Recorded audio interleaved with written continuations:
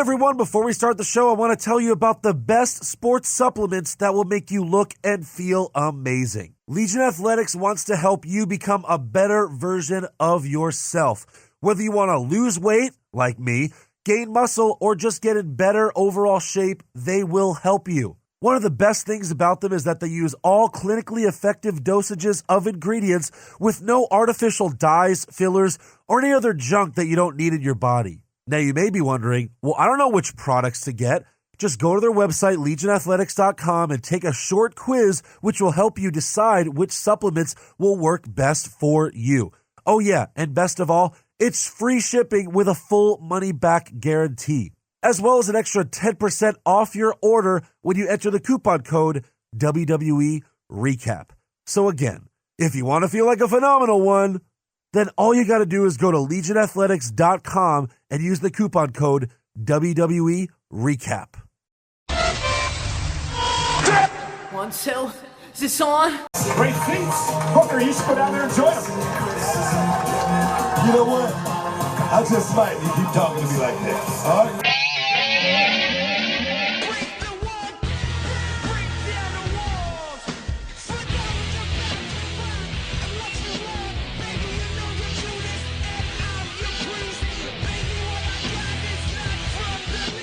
Hey everyone, and welcome to another episode of What's Wrong with Wrestling. I'm Andrew Pisano, and I am not with my brother Joe Pisano or Eric Hamilton, because they have better things to do, apparently.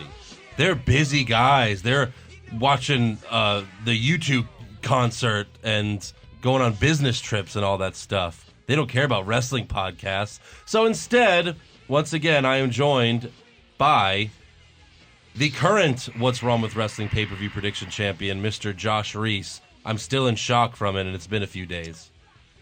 Andrew, you don't need Joe or Eric because you have me, the champion. And that's all you really need on this podcast. Yeah? But today, we have someone else on this podcast who is almost as good as I am, but he doesn't have the belt. Well, he's never really tried to get the belt. I don't think he would ever get the belt anyways. No? I mean, it took you like 30 tries or something like that? Well, you know what? People did not believe that Jinder Mahal was going to win, but I had faith in my brown brother. There's a very good chance I would not even be eligible for this because there's a pretty good chance I could actually find out at least half of the That is true, yes. We do have an insider, at least. Formerly known as Alex Reyes, when he was a ring announcer with NXT, we have Mr. Alex Del Barrio. So welcome to the show. Gentlemen, thanks for having me. It's been a while since I've been on this podcast. I think you guys were my first podcast. We were. After my release. I think I granted you guys like the exclusive. Yeah. And then I started just making the rounds and whoring myself out to the rest of the podcast. We were the first. We felt special for about 2 days until everywhere we were seeing Alex Reyes exclusive interviews. I was like, exclusive, huh? Interesting. Hey, you got to get it where you can, right? Get the rub while you're hot. Got to keep your name out. Right? Well, that's what you have to do in this business. It's all about whoring yourself out. Or like I could whore myself Josh, he out. keeps moving his chair around, so it's making a bunch of squeaky noises. But okay, whatever. I'm trying to find the right position because I can't hold on to this belt all podcast long. Well, you can just put it down. That's what she said. Exactly. Should we put it like this so they know they can see it? Just a little higher. A little higher. There we go. Oh, you just hold it. I see. I mean, maybe myself peeking over it a little bit. Joe fell for it, and now you fell for it. You didn't learn the first time? All right, I guess not. But yeah, welcome back. It is your second time on the show. I'm glad to be here, and I'm not actually sure. I'm not. That's my. Thanks, Josh. I'm not telling any breaking news stories, anything here. I'm not, shooting on the company, so I don't know what I'm here for. But I'm glad to be here. Who do you hate the most? Oh, wait, I know that already. Yeah, I think everyone knows who I hate the most. I think it's pretty well documented. If you can't figure it out by now who I dislike. No, JBL's fine. JBL. Oh, okay. Yeah. Well, I figured everyone hated JBL. I never really worked with John, so I'm sure if I had gotten up there, it'd be a different thing. I do know that Rich worked with John a lot. Yeah. And while he was difficult to work with, which I think had been out there and I think was spun a little bit, he was difficult to work with, but he never quote unquote bullied the way we saw in Justin Roberts' book and all that stuff like that. Right. Yeah, that's true. Well, anyways, I hope you're ready for this. You know, it's never an easy podcast when you have Josh Troll Reyes I am not a troll. This is basically the NXT recap, except we're doing Raw and SmackDown because Joe and which means Eric it'll be better here. Because NXT recap is way better than Raw, anyways. Okay, and SmackDown. You love to talk all the crap when they're not here, but I would talk the crap to their faces if they were here as well. And it's not crap when it's just being truthful and honest. Okay, fine. Well, shall we get started then? We shall. With the Monday Night Raw recap. So we start Monday Night Raw off with Bray Wyatt with a promo saying that he will win the Fatal 5-Way and he's the only one who can slay the beast at Great Balls of Fire. By the way, Alex, how do you feel about that name? I love to get everyone's opinion on the Great Balls of Fire pay-per-view. Well, I thought it was a joke at first. I mean, we see a lot of these things kind of break out there, but then you go to, I think it was the official Ticketmaster pages where people first found out about it. Yeah. And you thought, well, sometimes WWE does these placeholders on Ticketmaster. Like there was a while, I think it was maybe 10 years after WWE had bought WCW, where they started putting Clash of Champions out there. Right. And this was before they started doing Clash of Champions. This was way before. This was like 2010, 2011. There was a time where Starrcade and Fall Brawl were thrown out there at different names, and they were just kind of placeholders, but never were actually booked events. Yeah. So that's what was going through my mind at first when I saw that. But here's the thing about Vince, and I think Bruce Pritchard said this on his podcast. Don't ever suggest anything in jest to Vince. If you're just joking, just don't say it, because there's a very good chance it'll either stay in his head or he may even say, you know what, that's a good idea. And I think that has to be what happened here, because there's no one that can tell me that if there was a creative meeting and ideas like, well, we're going to come up with another pay-per-view special idea and a name, even though they have a library of other names that they've used in the past, that Great Balls of Fire was actually one that fit. Yeah. I don't understand. It's kind of like that's how Snakes on a Plane got made. People were joking around. Someone was like, you know what? I'm going to make that movie. Except we all knew it was supposed to be ridiculous. So, if you saw it, you enjoyed it for what it was. Great Balls of Fire, on the other hand, is Lesnar's big return. And we're supposed to take that seriously while we have a silly name for it. But you mentioned the Clash of Champions thing, which is funny because for so long they were like, well, we don't want to do Clash. We'll make it Night of Champions. Right. And now last year, they're like, no, it's Clash of Champions again. Now. It's like, what? And when you go to WWE Network, there's now separate things for WWE Clash of Champions, Night of Champions, and if you go to the WCW pay-per-view page, they have their own Clash of Champions. Yeah. And then there's the Great American Bash, and then just the Bash. I mean, I wish of all the WCW pay-per-view names, that's a cool one. The ones do the Great American Bash in July. The one that they should have brought back is Halloween Havoc. I was going to say that too. Halloween Havoc was the best one. There was that 2 or 3 years period where they did spin the wheel, make the deal. Yeah. And they would come out, they'd spin the wheel, and it was like Raw Roulette where they'd have all the different match types. Right. But that was a cool concept, and you could do it with multiple matches on a particular night. Right. And that was always a fun night. I think that was even the pay-per-view where they did the Abdullah the Butcher and the electric chair gimmick. Yeah. Oh, Jesus. I recently watched the end of the Halloween Havoc where it was Ultimate Warrior and Hogan. Oh, it's so bad. I'm so sorry you had to rewatch that. And then there was one I watched where at the end it was Savage versus Hogan, and Hogan retained due to the Giants' interference. And then after the match, Roddy Piper comes out and starts cutting a promo on Hogan, and then the show ends. Like, as he's cutting the promo. Like, there's no ending to the show. It, like, ends on this stupid cliffhanger. It basically, the pay-per-view ran too long, and they're like, well, we have to go, ladies and gentlemen, good night! And you always have Shivani at the end. Oh, we're just about out of time! Yeah. We'll see you next week! Right. I mean, tomorrow on Monday Nitro! Yeah, exactly.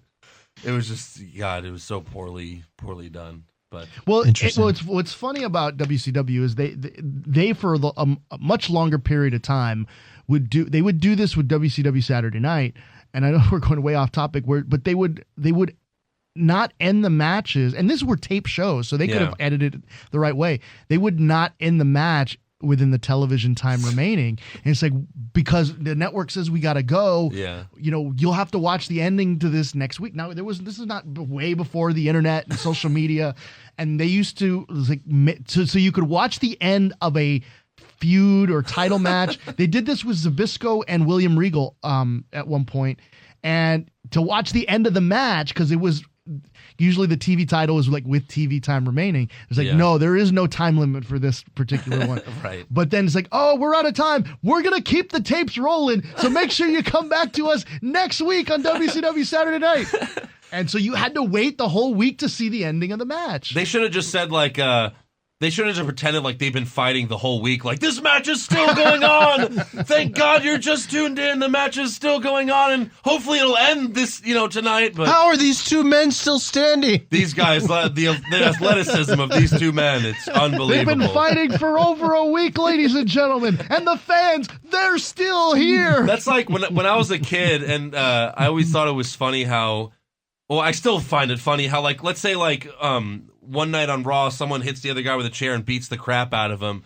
Well, then they wait a whole week till next Monday night on Raw to, like, attack that person. It's like, you couldn't attack him on the plane ride? Like, I assume you guys took the same plane, right? It's just like, I hate you. As soon as you get out there, I'm going to kick your ass. My favorite part about wrestling, and when we get to SmackDown, I'm going to get very angry about the opening segment, is how we'll have all these wrestlers that supposedly hate each other and are feuding. And they just stand and they're just staring at each other, passing the mic back and forth to each other. Oh, no, we'll get it. So, it gets really ridiculous. We'll get to that. But all right, let's get back to Bray Wyatt's promo. And look, he's cutting a good promo. He brings up why the other competitors don't have what it takes, and then he calls out Mr. Roman. Roman, if I may be so bold, what does one little silly yard mean to a man that owns the world? And I say, stand up. This is my world. No! How do you kill a Bray Wyatt promo?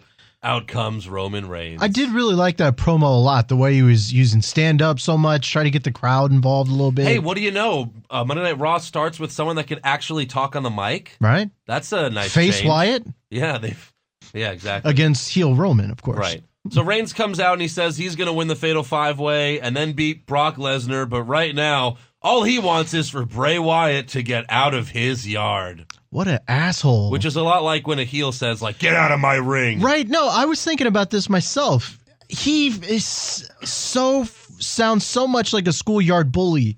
This is my fucking playground. Get out of here, asshole. Just stuff like that. It's insane why he's pushed as a face, but he has all these they're having it both ways. That's what they want to do. They want it both ways. They want the kids to, cheer Roman and, we love Roman, buy all the merchandise. And then they're like, let's just embrace that the, older fans are going to hate him. We can swear on this podcast? Oh, fuck yeah. Yeah. I saw Alex look at me. I was like, no, that's normal. No, but I mean, seriously, what purpose does that serve? I really don't know, to be honest. I just wish they would pick a channel. Especially when you're editing the WrestleMania cheers. Like, you know what I mean? Like, they're booing Reigns and they edit it to make that they're cheering him. And he's at the ramp, fist up. We all know. Yeah, I fucking destroyed The Undertaker. We all know. Especially WrestleMania last year in Dallas, when I was there in person, and it was either the Triple H Reigns match was either silent or people just booing the whole time. And then you watch it on the network, and people are like, "Oh, wasn't that bad?" But then you watch it on the network. So there's something to be said about that, because I think there's also the fact that these last 2 years of WrestleMania, and I don't think it was so much the case in 31, but maybe it was, and I just didn't notice it because the pop that Rollins got was so enormous, and because people I think were genuinely excited. Yeah. About Lesnar being in the main event. They weren't excited about Reigns being in the main event, obviously. Right. But the crowds the last two WrestleManias were just absolutely exhausted. Oh, it's very true. By the end of it. And at 32, obviously I was there and I was sitting right by the camera area, so I was about 8 rows from the ring for WrestleMania 32, and there was just no atmosphere at all to that entire match. Like, there wasn't even, I didn't even think there were boos for Roman. It just I felt it was just dead. Yeah. The show at that point, even if we still were under traditional, pay-per-view rules, you talk about going over, we talked about WCW pay-per-views going over. Well, they went, an hour and a half over? They went, right? I think it was, I don't think it was quite that long, but I think it was like 55 or 56 minutes over the allotted 4 hours. And they did it this year too. Yeah, and it went to like 11. It went to, when a normal pay-per-view, normal WrestleManias would start an hour early, so you get the 4 hours, and it'd be 6 to 10. This went to almost 11 o'clock. Right. And they did it again this year. And now with the pre-show, and then you have these like 7 hours. You have these 2 hour pre-shows, and not to mention, most of these fans are at Access right before they come over to the stadium. Right. So you're talking about a 12, 13, 14-hour day for some of these fans. Yeah. Not just that, there's a Saturday as well. People stay for NXT. I mean, they're there for the whole... The other thing is NXT is so great, they're exhausted by the time, So, because they moved NXT, because NXT used to be on the Friday, and Hall of Fame would be on Saturday. This year, they flipped it. Right. Because you go back 3 years ago, you back to WrestleMania 30, there was no NXT. It was just an Access thing. Yeah. There was no takeover special. They didn't. Right. This was pre even takeover specials existing. Yeah.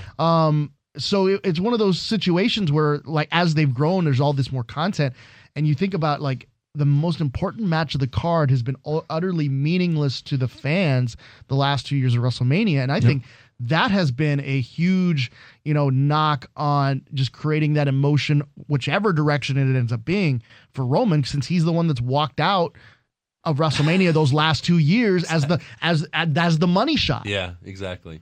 And then not to mention, like, they were already way over, and then they still had the balls to do a 25-minute match after that, of a match that really no one wanted to see. Yeah. So, yeah, I don't know. Frustrating. It is frustrating.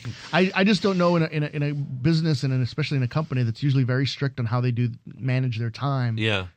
That a show can be that missed time that it goes 55 minutes Especially over. this year when there was no 30-minute Rock promo. Right. Like last year you kind of understood it because Rock came out, he flamethrowed his name, cut like a 15-minute promo, then the Wyatts come out, then had Cena a match, and then Cena comes out and have another match. Right. Yeah. Rock does what he wants. The big thing I don't understand is you see how successful NXT is with their takeovers. They have to realize that, and they have to understand that maybe there's something we can learn from this. But like NXT doesn't have to worry about fair weather fans like WrestleMania does, because NXT is always in a smaller venue, so where like everyone that's going to NXT Takeover wants to be there. Where like WrestleMania's, there's a lot of fair weather fans. Well, it's not even just that. It's just the sheer marathon of the whole thing. Look, there's only. Most wrestling promoters will tell you that a fan has an attention span. It's much shorter now than it was 10 years ago. But the most that they can sit, a person can sit and watch any type of interview is probably 3 hours. Yeah. And you're asking them to sit there for 5 after they just watched 2 the night before and 2 the night before that. So it's just one of those things where you got to start figuring out WrestleMania used to mean being on the card meant something. Right. Now it's everyone's on the card to get whatever payday, and it doesn't have the meaning. Now it's a matter what's meaningful is not being on the pre-show. Right. But everyone's on the card anyway. If you're on the pre-show, man, you really stink. Exactly. Yeah. Well, and again, it's there's always like 3 or 4 matches that involve part-timers, so then everyone else that's full-time gets thrown in the Andre the Giant Battle Royal, and now if you win the Andre the Giant Battle Royal, you never appear on TV again, like Mojo Rawley. Or if you become the runner-up, you get an even more special prize. The runner-up is the good thing. Did I miss something with Mojo? Did he get hurt? No. Like what is like the fans love Mojo. I want a big Mojo's biggest fans, and really? I think he's going to be he's going to be the WWE champion within the next 2 years. Whoa. He probably will be. Talk about a hot take. And especially now when you have 2 titles. Trust me, it's going to. He's going to win one of those 2 titles in the next 2 years. Sure. There's a lot invested in him. He obviously has that connection to Gronk, which I think leads to potential showcase match down the road. But you're right. Every single time someone's won the Andre Battle Royal, it's been either one of 2 things. They either kind of disappear into mediocrity like Cesaro after he won it, which was actually a really cool moment. Right. Then Big Show won it. They didn't really do anything with him after that. And then Corbin won it, and they kind of shot him up for a little bit, and then he sank. Right. But how long did they announce Baron Corbin then the winner of the Andre the Giant Memorial Battle? One. Until the next one, really. Yeah. So it's weird. They do some funny things. But you're right. I don't know what's going on with Mojo, but he gives tours backstage. If you saw a couple weeks ago, apparently, and based on what we saw in this new music video that's out, he's like pouring soy sauce all over Gronk. Have you seen that? God, Eesh. I did not see that. Yeah. Now I must. I can't wait for the Gronk heel turn. Really, that's what I'm looking forward to. when he turns on Ryder. Raleigh. That's what I want to see. I want Ryder to return and swerve on Mojo. Like Mojo's like, welcome back, and he's like, bam. And then it's like, hey man, why'd you hit me with the chair? We're not even partying right now. Yeah, exactly. That's not hyped. That's not. Right. Man, hit me harder, Gronk. Well, again, Ryder's like the perfect. Ryder has the perfect heel turn opportunity because he's been like, look, it hasn't worked for me for like 10 fucking years. I've been a face. It's gotten me nowhere. So screw that. I'm gonna be, and just be a badass after that. That would be cool. It would be cool. He needs to down bring for back that. the one-legged tights. Maybe that's it. Maybe that's what he needs. That's what he needs. One-legged He needs the tights? one-legged tights. Yeah. That sounds disturbing. Oh, it is. Anyways, so Kurt Well, Angle's... since you've been a wrestling fan for like 11 minutes, Josh, that's why you don't I've know been about a the wrestling fan for longer than 11 minutes, Alex. I've been a wrestling fan since Seth Rollins came out with the Money in the Bank at WrestleMania 2 years ago. WrestleMania. The fact that you can't name the number that just tells everyone all they need to know about. That your means fandom. Vince would love you because he doesn't. WrestleMania doesn't have a number anymore. WrestleMania is about you now. Like with the casual fans that like are just like coming. Hey, look! Just look at the pretty lights and look at all this stuff. That's Josh. I was a casual fan back then, but No, you were a hater back then. I Now- was not a Wait, hater. Goldberg? He's a movie star, right? I think I saw him in that Santa Sleigh movie. I did. Thought Which, he by the way, a that was the movie best star. thing. That was the best thing Goldberg's But to ever be done. fair to those that are watching, like Josh has probably done more watching of wrestling randomly. Like he probably watches more wrestling per week on average than I do at this point. Well, yeah. I'm probably the perfect WWE fan right now. And again, I'm forced Right to. now. I used to be able to DVR it and then fast forward the stuff I didn't want to watch. Now I can't do that anymore. Right. So, anyways, back to the open of Raw. We have Wyatt and Got Reigns long staring podcast. each other down, and Kurt Angle's music hits, and he comes out so that the fans could tell him that he sucks. And then he announces that Roman will face Bray Wyatt, and that match starts right now.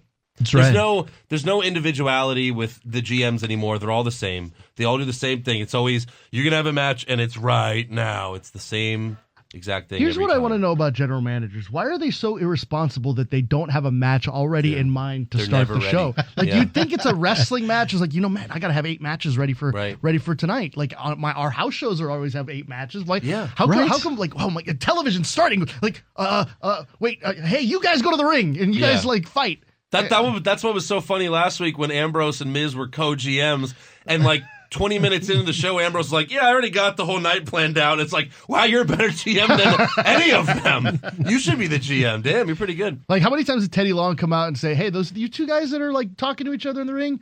Yeah, why don't you guys go get partners and we're going to have a tag team match? Or like, hey, you 20 guys in the ring right there, let's have a tag match. Yeah. So, all right, we got Bray Wyatt versus Roman Reigns. Thankfully, Samoa Joe comes out mid-match and puts Roman in the coquina clutch, so the ref calls for the bell.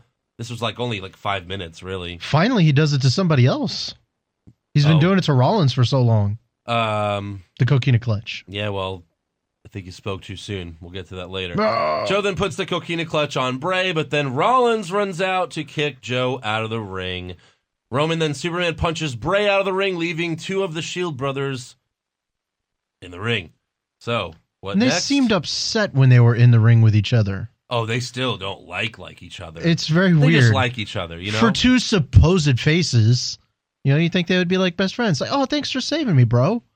Oh, you remember this one time when we used to save each other all the time? Yeah, but then you hit me with a chair, you asshole. Yeah, so we go backstage, and Rollins and Reigns are arguing, but then Kurt Angle separates them and says, tonight is about teamwork, even though, when he came out, he was like, you know what, tonight's about competition, and I want all you guys, but all right.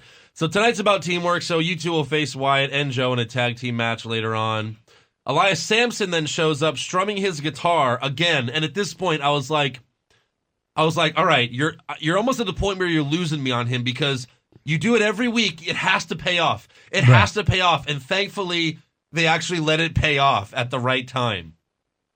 Because Angle tells him, you've been trying to get my attention for quite some time now, so how about I give you your first match on Raw against Dean Ambrose? And at that point, I was like, okay, you can't let him lose this match. You can't let him job out to Dean Ambrose. You have to let him win. That was my thought, too. I was like, he has to win, but then again, he can't beat Dean Ambrose. Yeah. Well, so I was confused. Why not? Yeah. Santino won the Intercontinental title on his first night when he came out of the crowd. That was Umaga, right? Was it Umaga? I'm not sure who the champion was, but yeah, he won his first which was match. Even more surprising. His first match, he won the Intercontinental title. Right. Yeah. So next up, we have Akira Tozawa versus Daivari with Brian Kendrick backstage for some reason. I don't understand this at all.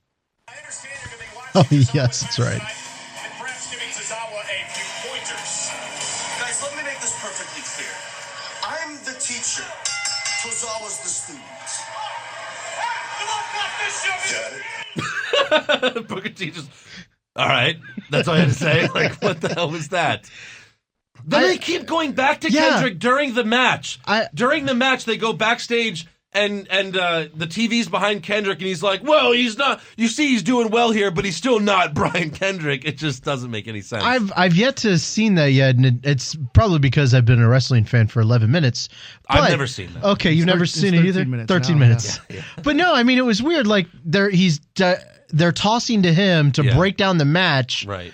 But, before when they would toss to people, they just sit there and watch. They're watching it like this, though. Yeah. Like this. They're watching it like this. And they do this later. It's like, how are you watching the show? The Kurt Angle did that all night. I hate it. As someone that, wants to be a director or aspiring director and everything like that, it drives me nuts that anyone could take that seriously. But yes. But yeah, I've never seen someone get interviewed backstage during a match. Right? That they're supposed to be watching. Exactly. Like, you know what? This match really doesn't matter at all. So let's just show Brian Kendrick backstage. It really didn't matter. Well, no, it didn't matter. Like the amount of these situations or these storyline builders, because these are transition kind of weeks for Raw. Like it's the weeks in between the two pay-per-views are how you build the next round of story. So I don't really follow the 205 Live stuff as much as Raw, SmackDown, and NXT. Mm-hmm. Neither does anybody else. Well, yeah, exactly. That's the biggest problem with the cruiserweights more than anything. But one of the things that these weeks are used for is to make the stories kind of continue, and you have all your characters and pieces move around. That's why you always see one of the characters involved in an upcoming match in a pay-per-view, maybe be at commentary for someone else's match that they're going to be facing, etc. Yeah. And so you can see kind of the idea that they're trying to do here. But was it you that mentioned that he was supposed to be offering pointers to Tozawa? Right. I don't understand how him being backstage continues that particular story. You would think if that's the idea, have him at ringside. I mean, there's no one else at ringside because the commentators are over here. It's always a distraction to me to put him on commentary. So what exactly the intent of this, you can see they're trying to be more creative, but they don't think it all out. No. It makes no sense. So then after the match, we go back to Kendrick again, and he basically just plugs his match for 205 Live. This isn't really anything different than when they have a Total Divas match.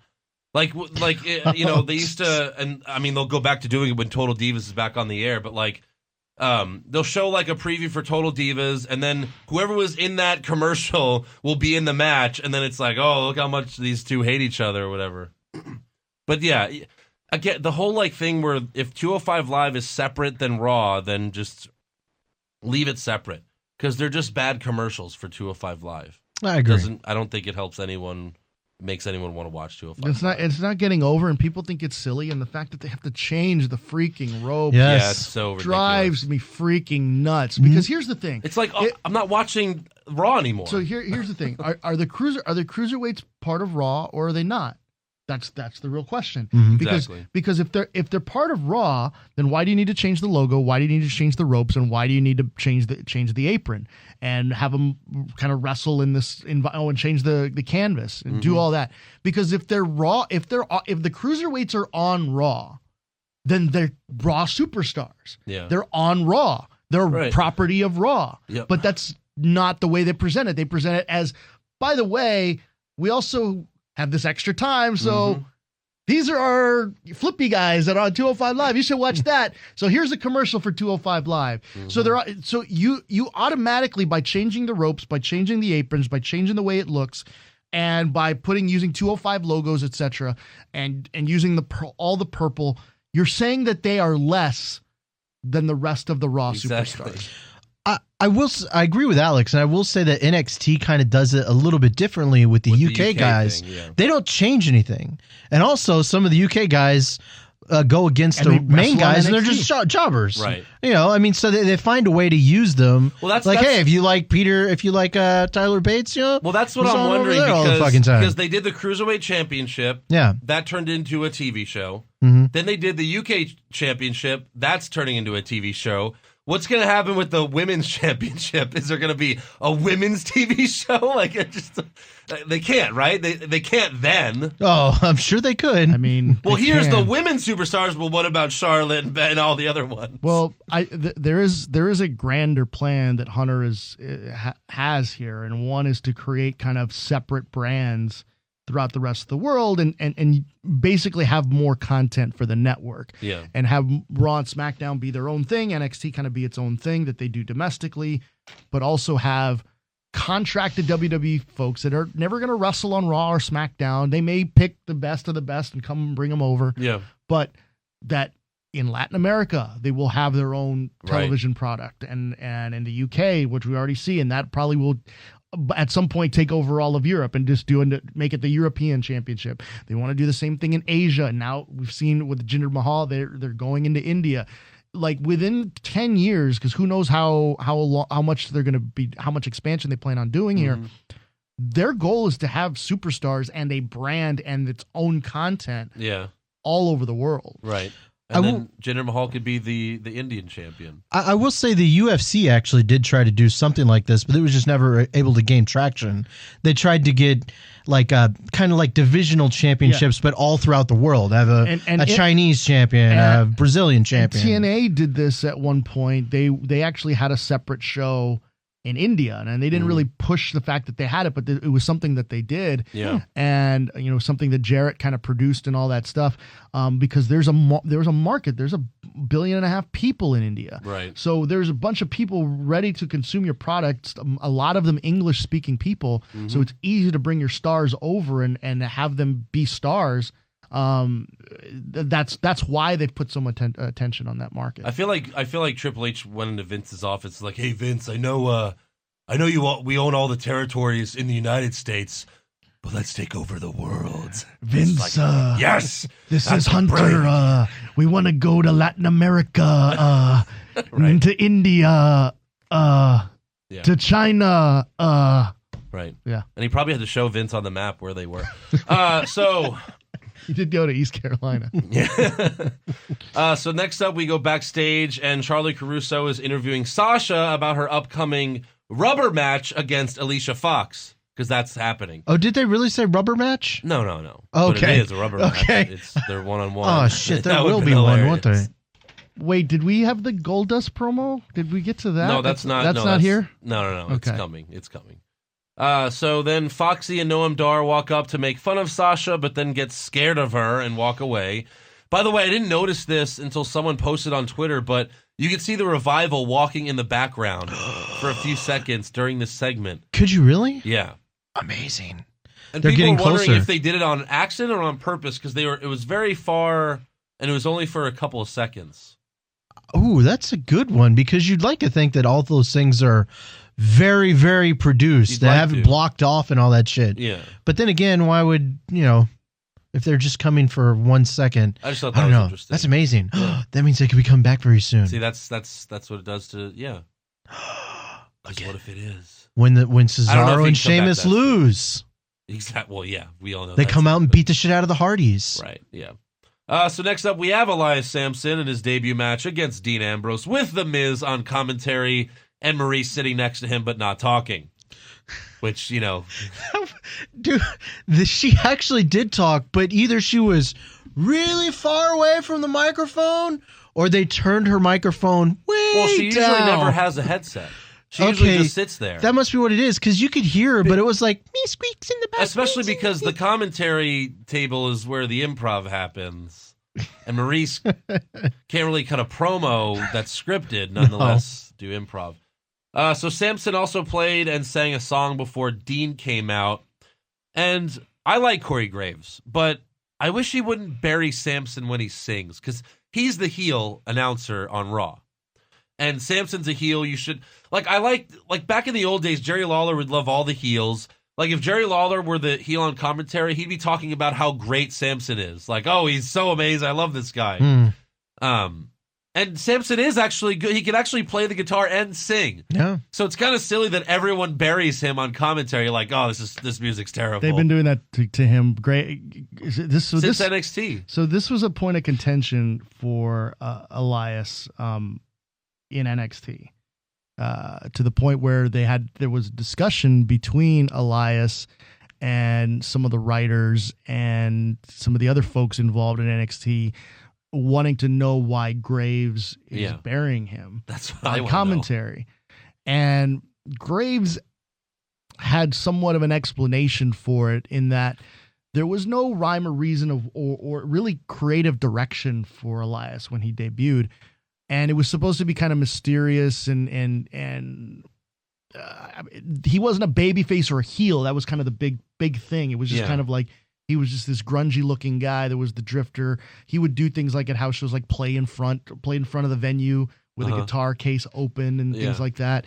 He would come in from a different side of the like he wouldn't come in through the ramp. He would come in through like a back door and things like that for his entrance, etc. Right.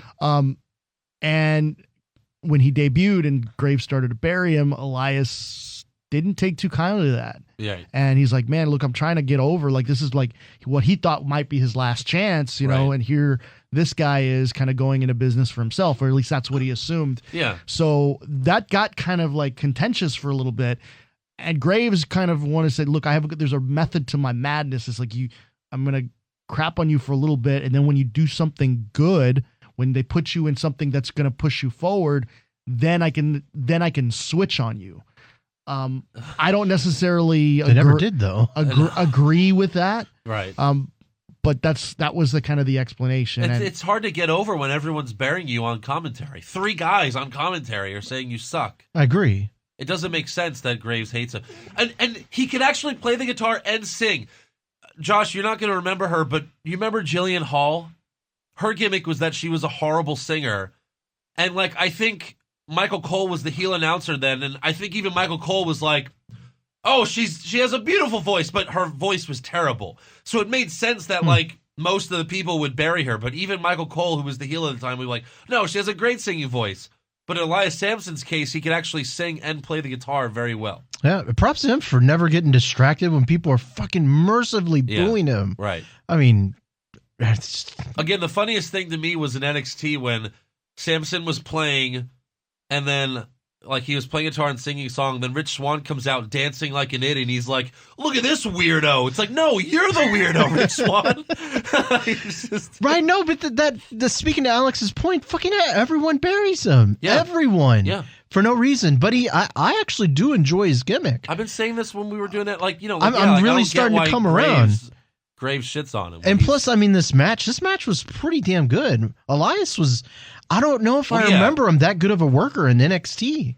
Yeah, he never really had any interesting matches. Yeah. And I don't think it was necessarily his fault, but they never gave him a big push. He was always jobbing in it. Well, and there was a feud he had with Apollo that was there for a little bit, but that was really the only kind of TV feud he had. Yeah. And I think he got hurt for a stretch too, so that's why you didn't see him on TV, and that's why he was supposed to have a bigger push for a stretch there, but then he got hurt, and it was kind of nothing for him to do, and then Apollo got called up, and that kind of thing got kind of messed up along the way. So I was a little concerned for him as someone, as you know, when we were getting into the season of releases and all that stuff, as someone that might go. It actually kind of surprised me that he got called up, but I know that Hunter believes in the gimmick. Adam Pearce, who's now on the road full time as an agent, is a big believer in Elias. So hopefully this is, you know, a sign that they'll use him. And look, even if he's a honky tonk man type of character where he's not really going to be champion, like ever going to be elevated to the point of being a main event, you can still be a character wrestler for a long time, right? And I think that's what it'll end up being for Elias. Yeah. I know you were gone when this happened. I don't know if you ever saw this at NXT, but to this date, the most amazing character I've ever seen was El Vagabundo. I'm no joke. When Vagabundo, when he came out and Luchador, he lost the loser leaves NXT match, right. or the loser gets to go to Raw match, basically. And he came out with the Luchador mask, doing the exact same thing. Yeah, it was funny. No, that was funny. They actually hilarious. Did something. Still my most favorite. But then one single female security guard dragged him out of the arena, pretty much by his ear, half his size, and it was just ridiculous. I mean, it's still amazing. But anyways, they actually let Samson beat up Dean for most of the match. Yeah. And then they were like, well, he might suck on the guitar, but he's a pretty good athlete. Look at this guy. And they actually finished this match and segment, I think, the best way possible. I think they accomplished everything they needed to accomplish without burying or pushing anyone too much. Yeah. Because you don't just want to have Ambrose dirty deeds him and then pin him in the middle of the ring, for his first match. This is like, and you know how much of an Ambrose fan I am, so this is like the first match I've wanted to see Ambrose lose, maybe ever. And you also, can't have Samson why do you enjoy win. Ambrose so much? Because he cuts great promos. Does he? Plus, he's kind of cool. Okay. He's grungy. He's always entertaining in the ring. I think he's very entertaining. I think his skills on the mic are there. I think he doesn't even. Sometimes I think he doesn't know what he actually is, and I think he changes that. And I don't think that's a creative thing. I think that's a. Well, I'll go on a limb and say that he didn't give himself the nickname Lunatic Fringe. Because that's a stupid nickname. So here's the thing: that is a stupid nickname. You'd be surprised how these things happen. Like, for instance, I had a conversation on another podcast about Patrick Clark's new character in NXT. Oh, you mean Prince mixed Prince and Goldust? The Velveteen Dream. and I got into a discussion of like, man, I can't. They were saying something like, man, I can't believe they've saddled Patrick Clark with something awful. I said, Patrick Clark's had that gimmick in the works for months. Like, that's him. Like, that, honestly, and that's actually him. Like, he's very flamboyant in the way he walks and acts and talks. Like, that's him. But how tall is he? What is he, like 6'5"? It doesn't work if you're that tall. So in NXT, they want you, and a lot of times they do, give the talent the creative freedom to come up with their own gimmicks, to come up with their own personas. Yeah. Like Peyton Royce, this Poison Ivy thing that she does, and the way she dresses and all that. Right. The slick back hair, that's all her. That's all her creation. Yeah. Billie Kay with her kind of seductress kind of look to her. Beautiful. With the lace gloves and all, like that was stuff that she was all kind of playing with when we were all there. But they didn't really have they didn't know what their characters were. And then the writing staff comes in and figures out a way to put them together. And even though they have these separate ideas, they end up putting them together anyway. Sure. And they're this quote unquote iconic duo. Right. And amazing. They're basically Mean Girls. They are. That's exactly what it is. It's like they're in high school. Like, they're Australian Mean Girls. Yeah. But they still have this own look. So even though they got the look down, they never really got their personas down. Yeah. So sometimes the persona will take a direction, and sometimes it'll just end up being their look. Yeah. And I mean, there's another. I'm trying to think of her name. She was very new when I got there. She's Victoria Gonzalez. No, she does. She Liv Morgan. No, not Liv. Liv. That's all Liv. That's Liv. That's her. She owns all those outfits. Yeah. Oh Jesus. She wears Jordans. She's from Jersey. She's like she's a true Jersey girl. Yeah. No, the girl that they just signed, she does almost like the Rosie the Riveter kind of look to her. The MMA fighter? No, what's her name? I can't remember her name. Lacey Evans. Lacey Evans. Yeah.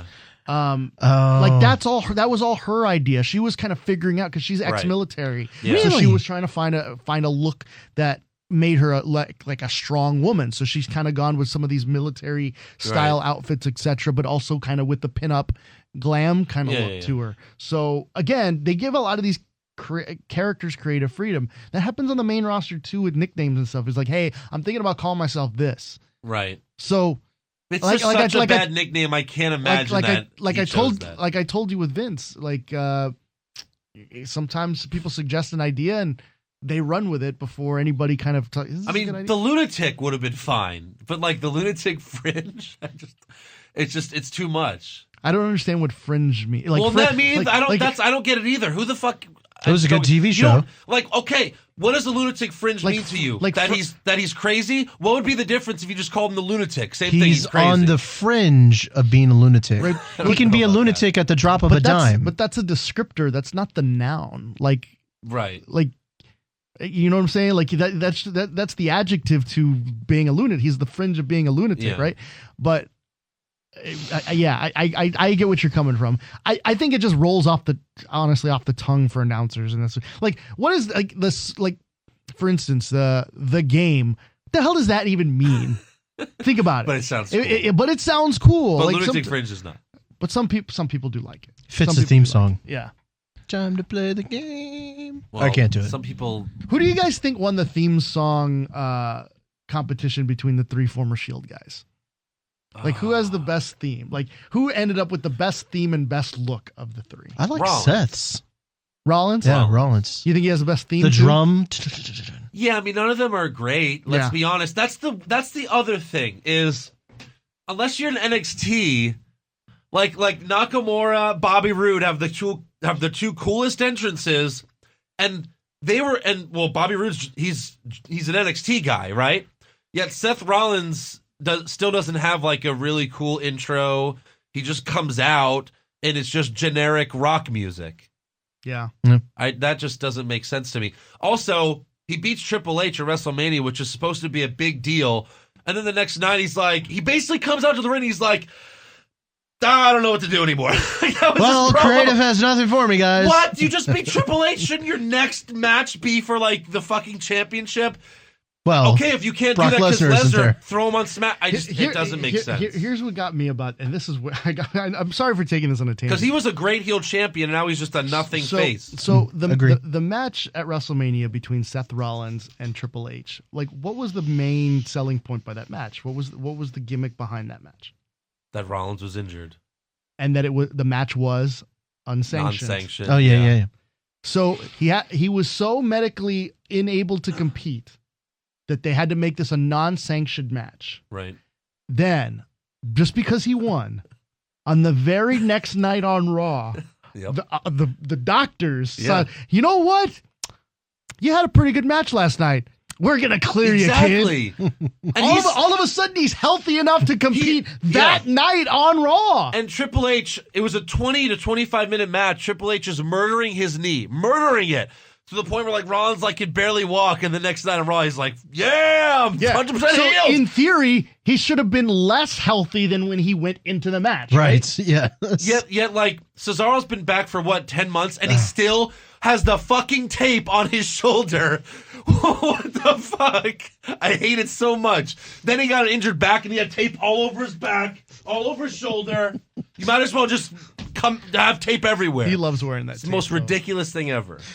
But now Seth Rollins' knee is Claudio thinks it makes him look like a real wrestler, like a real gritty wrestler by having all bandages and stuff like that. Because if you go back and watch old 80s wrestling, everyone had bandages all over themselves. Well, yeah, and see but going back to Ambrose, I love Ambrose because it always feels like whenever he has a match, he does something different, and then he also cuts the old school promos where he's just the tough guy, and it's just, to me, it's always interesting. When he was a champion, he was facing Rollins, and I don't exactly remember, but at the end he was like, you better be ready for a match because they don't give trophies to the face who comes in second place, and it's just it's cool. I think his promos are cool. No, they are. And when he's angry, he cuts good promos. Mm-hmm. So good for him. So what are we doing? So they end this match the best way possible. The Miz runs in the ring and gives Elias Samson a single double axe handle so that Ambrose gets disqualified and Samson gets the win. Dean then grabs The Miz, but then the Drifter attacks him from behind and hits a swinging neck breaker. So I liked how they did this. It's amazing how the ref caught that one, but in the Jinder Mahal match on Backlash a couple days ago, ref saw nothing. The ref saw absolutely nothing. Nothing. No. He was having an asthma attack for 5 minutes. So then we go backstage and we see Enzo lying face down with Cass running up, asking the ref what happened. I don't know about you. I first just assumed that he tried to bang Lana again, and Rusev murdered him. I don't know. It's like, he tried to get Lana again. Doesn't he know that's never gonna happen? But then back from commercial, the refs and trainers help Enzo up, and Cass tells Kurt Angle, "You better hope you find out who did this before I do." Again, this would be perfect for a Cass heel turn, but there's no way they're gonna do it because most of the fans still love Enzo and Cass, despite the fact that they lose every match they're in. And when Enzo and Cass first debuted, this is before I was watching NXT, so I didn't really know these guys. And I was like, these guys are really cool. Enzo's very energetic. They work well as a tag team. Cass is also very green. Except for the fact that Enzo can't wrestle.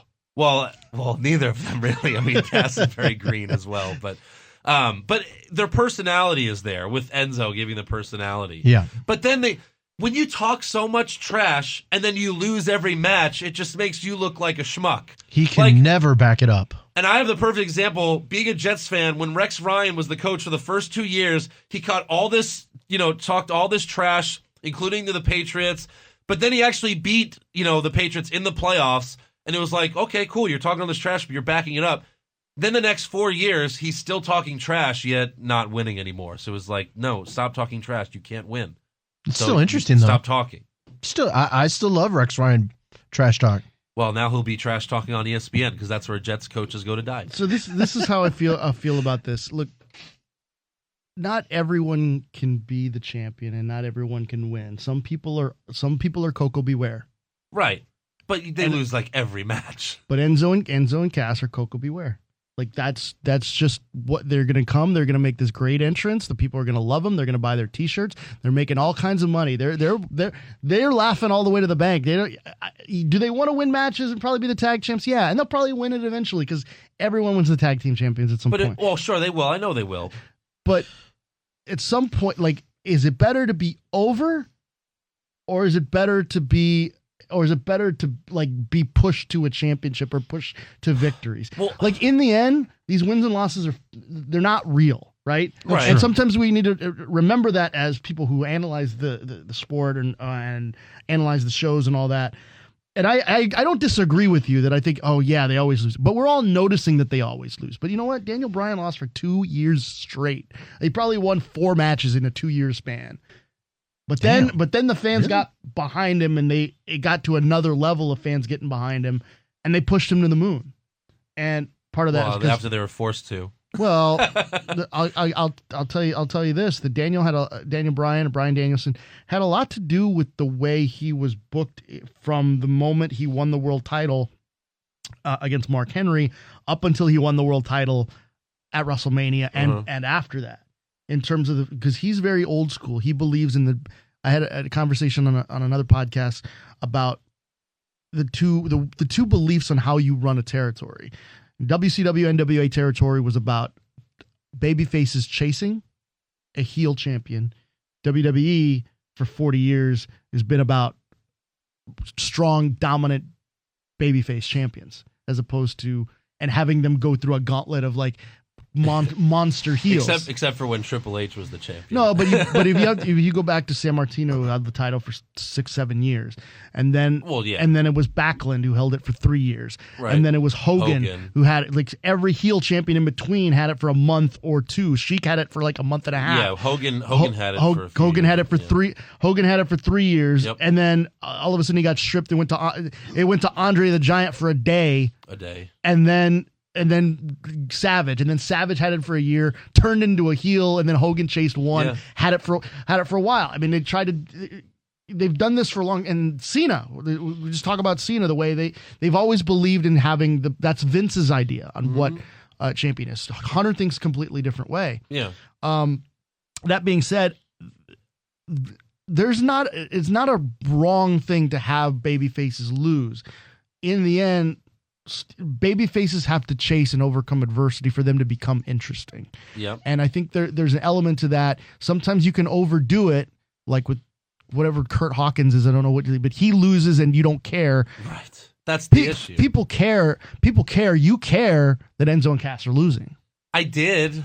I'm really not interested in that anymore. But they're not. They're not in an angle that matters right now. But maybe they will be, because one of the best angles that these two guys had in NXT was with the Revival. Yeah. Your analogy is perfect for Sami Zayn. Yeah, Sami Zayn lost for a year before he won the NXT title. Yeah. Always coming very close. I mean, look, Rocky lost at the end of Rocky. Yeah. And they had to come back and make another movie, and then he wins. Then he had to lose the title to Clubber Lang. And then the whole story was about him overcoming and trying to... So, again, if you look at the way storytelling works, in order for you to like the hero, you have to see the hero fail and be relatable. That's why people don't like adult fans don't like Cena, because he wins all the freaking time. I love Cena. True. But it seems like I said adult fans, Josh. But there's I would say there's a happy medium there, and really Dean Ambrose is kind of like a happy. He's been a face for a few years now, really since he's been a singles wrestler after the Shield broke up, and he gets some wins, he gets some losses, but he stays. He doesn't have to lose every match. Like that's what they do with Enzo and Cass and a couple other people that if you're just going to lose every match, then you're going to lose interest with me, because it gets boring. I have a question, because I don't see a lot of... How many times does Cass get pinned? Never. Oh, there you go. Well, we know that. No, we know why he doesn't ever get pinned. There you go. We know why. And even when they had the Universal title Fatal 4-Way elimination match in Houston where Kevin Owens won, we were all debating, like, how is Cass going to get eliminated? I can't see him getting pinned in this match. Like, maybe they just injure him or powerbomb. It took everyone hitting their finisher on Cass to get eliminated in that match. Right. So, in succession almost. So it was. And to your point, the great opportunity for a heel turn. Yeah. The more that this team keeps losing because of Enzo. Right. Yeah. It creates even more of a reason, and it in terms of storyline, when to make it happen. You got to do it when they least expect it. And see, a perfect example for the team that's always chasing is DIY. No, don't bring it up. Well, no, because they couldn't win the big one, then they finally won the big one, and they couldn't hold on to it. But they were like the perfect chasers, and then that's why that heel turn was so great. If you go back and look at any of Dusty Rhodes' runs as the World Heavyweight Champion in the NWA, they're all very short world title runs. Why? Yeah. Because people wanted to see Dusty chase. Yeah. They didn't want to see Dusty limousine ride and jet fly. They wanted to see him be the common man that's chasing the world. That's how I also felt about Ambrose. Ambrose chasing for like over a year, and then when he finally won, it was amazing. It was a huge moment. I remember the night. I think it was Corpus Christi. They were at the Elimination Chamber. This is actually before I had this was the pay-per-view right before my interview with WWE and Michael Cole. It was an Elimination Chamber at Corpus Christi, and it was the night where Ambrose fake won the title. Right. Yeah. And they did the Dusty finish on that. Yeah. I don't think I heard a louder ovation when that happened than for Ambrose. And why is because everyone thought that he was like the red-headed stepchild of the three members of the Shield. Right. The guy that wasn't going to be the best one of the three. Yeah. And he's the one that actually got the most over as a babyface quicker of the adult fans. Right. So I think he's the most universally over of the three, to be honest with you. Maybe you could say Rollins is now, but I think at that time it was definitely Ambrose. Right. And that's also when Kevin Owens won, I was surprised because I felt similar, like, well, they're never just going to give this, he's fat, he really doesn't have the look that WWE classically likes for a champion. Right. And they gave it to him, so that was pretty cool. So anyways, next up we have Finn Balor versus Carl Anderson. But before that, Balor starts to cut a promo before the match, but then Paul Heyman interrupts him, and Heyman tells Finn that he's the most qualified to face the Beast. He wishes him good luck at Extreme Rules and then shakes his hand. Balor then tells Paul to relay a message to Lesnar, and that message is, I will win at Extreme Rules and then defeat the Beast to win back the championship I never lost. Now, I was completely shocked when this happened. I honestly thought that this would have been a perfect time for Brock Lesnar. No. They advertise when Lesnar shows up. Well, it's never a surprise anymore. I know, but when never a surprise anymore. I'm not saying him come out with Paul, but why can't you have him there for like 5 seconds? Because first of all, I never thought that they were actually going to do the match between the Bullet Club members. Right. So I thought this would have been a perfect time for Lesnar to come out, just give an F5, and then skedaddle off. Well, that was the when way. Heyman did come out. I was like, oh, okay, I guess this match isn't happening. But yeah, it still that's happened. What I thought. It still happened. Yeah. We finally start the match between Balor and Anderson, and I think everyone on Earth at this point was hoping for the finger point of doom, which would just be like Balor pinning Anderson, like he just pokes him, he falls down like classic NWO, and then they form the club. Right. But of course, we knew it wasn't coming. I mean, definitely not for this episode of Raw. But yeah, Finn Balor sure hates his best friends, man. Very strange. He kicks Gallows, who was just watching the match at ringside, like, fuck you, and just kicks him. And then, of course, Finn gets the win after hitting the coup de grace. Right? That's going to be an awkward reunion whenever they get back together. Yeah, right. Remember that one time when you kicked me in the face? Well, that's what makes no sense. Gallows and Anderson are the club. Yeah. And then Balor's Balor Club. Right. And they all used to be together. Member. Oh, wait. The fans are the Balor Club. It makes, and he's the face. It just makes him look silly. Well, it makes everything look silly in that. It's Balor Club versus the club. I mean, that's like back when it was NWO versus the Wolfpack. Like all that stuff. Obviously, not to that degree, but it's just silly that they're all called the club and club this. Club Agree. That. So, anyways, next up we have Alicia Fox versus Sasha Banks. I think we can all agree that Sasha deserves better than this. But yeah, what are you gonna do? But hey, at least you got the win, right? Yeah, sure. Whatever. Here's the thing: you're starting this feud with Alicia Fox, but Sasha's won twice with the double knees in the corner. So is the Banks statement banned? It seems like they're banning all these finishers, or is she just winning with one of her setup moves? They're just trying to get another move over. I guess Maybe Alicia Fox is because that now weak? now Alexa Bliss doesn't do the Twisted Bliss anymore. Yeah, that's it's so gone. sad. She hasn't done it for months. Now she just does a DDT, and I don't get that. The Twisted Bliss was cool. I don't know why they hate top rope moves. Can you explain that? Why do they hate top rope moves as finishers? They don't like it when people get hurt, and if there's a situation where Vince or someone that's high up in creative. For instance, someone sees a move because we only see what we see on TV. We don't see what happens in the live events, right? Yeah. And matches are longer. Obviously, they're on the road for quite a bit when they go from town to town. And sometimes, things happen and we don't see it. They still are able to do what they need to do on television, but we don't necessarily know if something happened. It's like, hey, my knee hurts. I don't want to, go to the top rope. So let's get something else over or whatever. Yeah. So there's reasons for that. Sometimes, like I think with Sasha's case, I think they're trying to get another move over. I don't know the reason for Alexis. Maybe someone said, I mean, are we talking about the flip where she does the back handspring in the knees? Or no, no, this is where it's she's where she on the jumps top off the top rope and twists. She twists, but then splashes on them for the win. Yeah, that move sucks anyway. So, but it's better than a DDT. I mean, it's fun. It's better than a DDT, which is just a DDT. At least Ambrose is the double arm DDT. At least Bobby Roode's, picks the guy up and stuff. Like hers is just a DDT. Well, now let me ask you about this real quick because I've been upset about Rollins' new finisher, which is just a knee to the face, and that one actually hurts Cena. It's so but it's such a boring finisher. Yet, and you said they don't want them to get hurt, but Rollins, every match, he dives out of the ring multiple times. He'll do the Phoenix Splash. The Phoenix Splash is so cool. Why can't that be his finisher? Is it too similar to Neville's finisher? But then, who cares about Neville? And plus, he's been doing the Rings of Saturn. Yeah, that's true, too. Couple of things on Rollins. That's probably a Rollins thing more so than it's anybody else thing on the Phoenix Splash.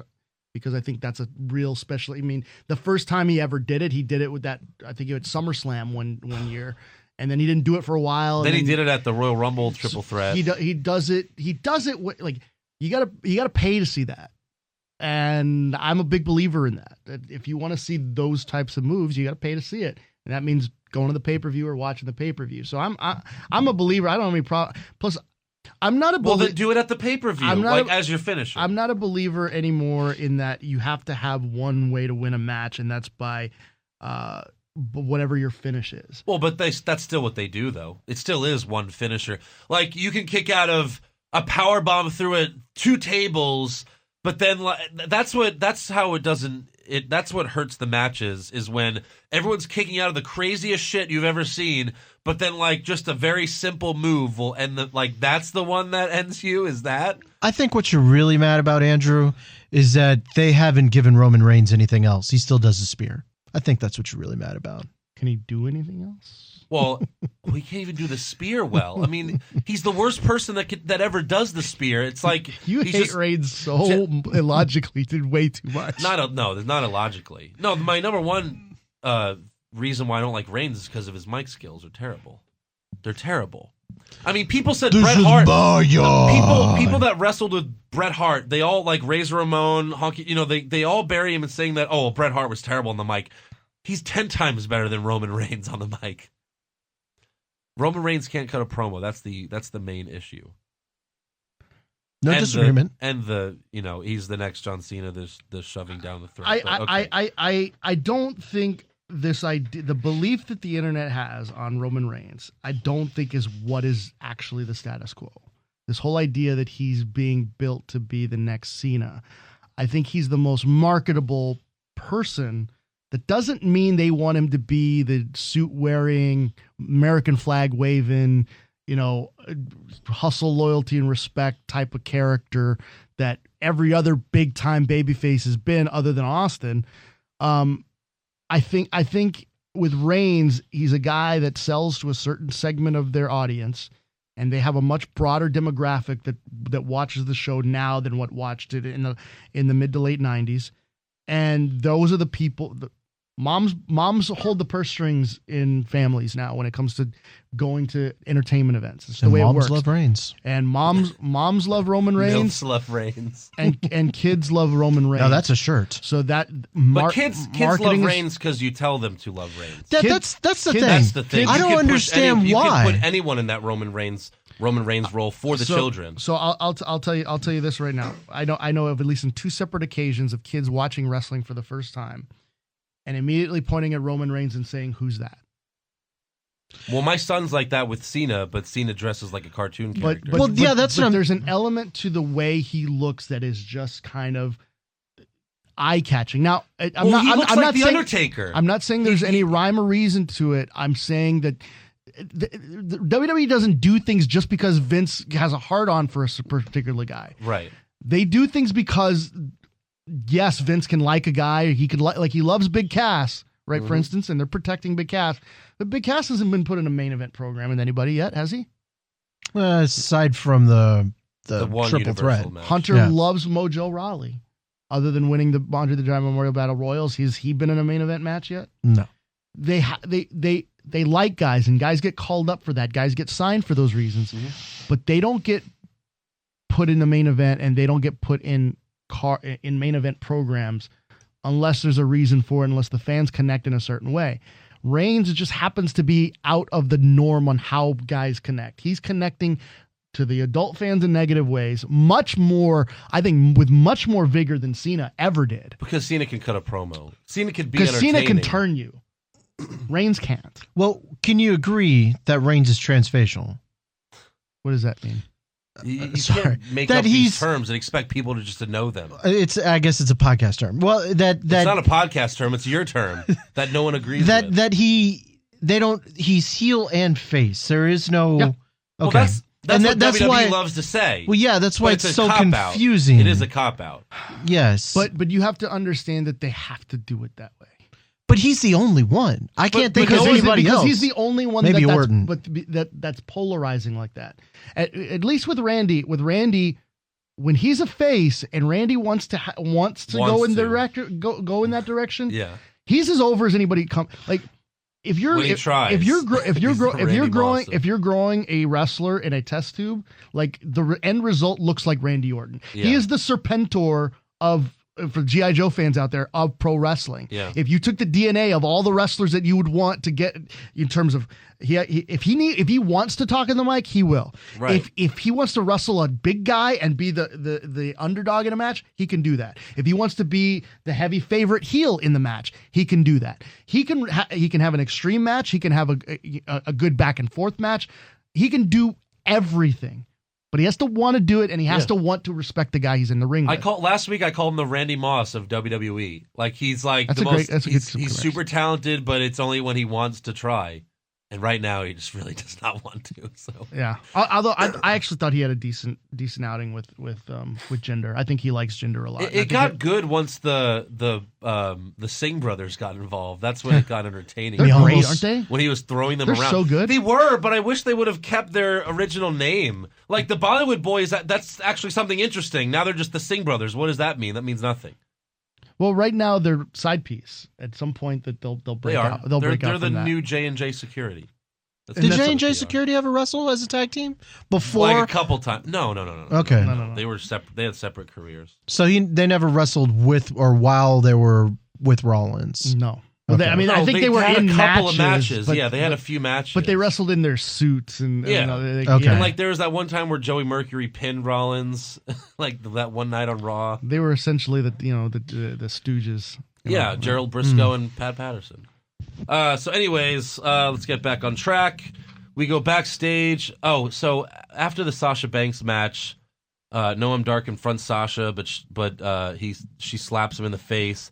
And then Alicia once again does the scissor kicks on Sasha to continue the feud. And now I'm hearing that on 205 Live, she's going to team up with Cedric Alexander. So it's like they're moving Sasha to 205 Live. Good God. It's awful. Wait. So now Sasha's dating Cedric Alexander? I don't know exactly. Well, I don't think that would make sense because everyone knows Sasha's married now. And kayfabe is dead. I don't think that's a big deal. Yeah. So we go backstage, and Kalisto's talking to Apollo Crews and asking him why is he with Titus O'Neil, and Crews replies that Titus is known worldwide. Apparently, I guess. So we're supposed to believe that. I don't know if this has been talked about on your show, but is Titus and Apollo LeVar and Lonzo Ball? Pretty much. Yeah. That's a good comparison. I think I've seen someone else. I've seen someone else put that, so I don't want to take full credit for that. That's pretty good.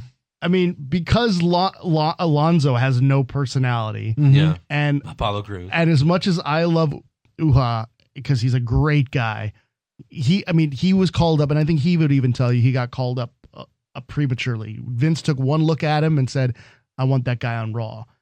And he was still a guy that had no character. He still doesn't have a character. He was just but I'm saying when he got called up, phenomenal body. He was just had a phenomenal body with the most amazing athletic ability for a guy his size. Right. Or with his physique. And again, there's your like monster heel, or like he's just a big guy that like looks. He could be Bobby Lashley. Right. What Vince wanted Lashley to be. He could have that with Crews, but he doesn't. He makes him a dancing fool with the primetime players and all that stuff. But you're talking about Titus. I'm talking about. Oh, you're talking about Crews. I'm talking about Apollo. Oh, okay. Yeah. Well, I'm talking about Apollo. Yeah. Titus has had a million near misses. Right. That's partially Titus's fault. He's a great guy too. Don't touch. Well, also they have Apollo Crews smile every time. I mean, just the huge grin on his face. Yeah. That's another issue, and that's the other issue. Going back to Roman Reigns. Is when he's always smiling. That's the other issue with his character, at least. But. Yeah, he needs to stop taking pictures with guys that he's wrestling. Exactly. Overseas. Well, and again, like when you say kids look at Reigns, they're like, that guy's cool.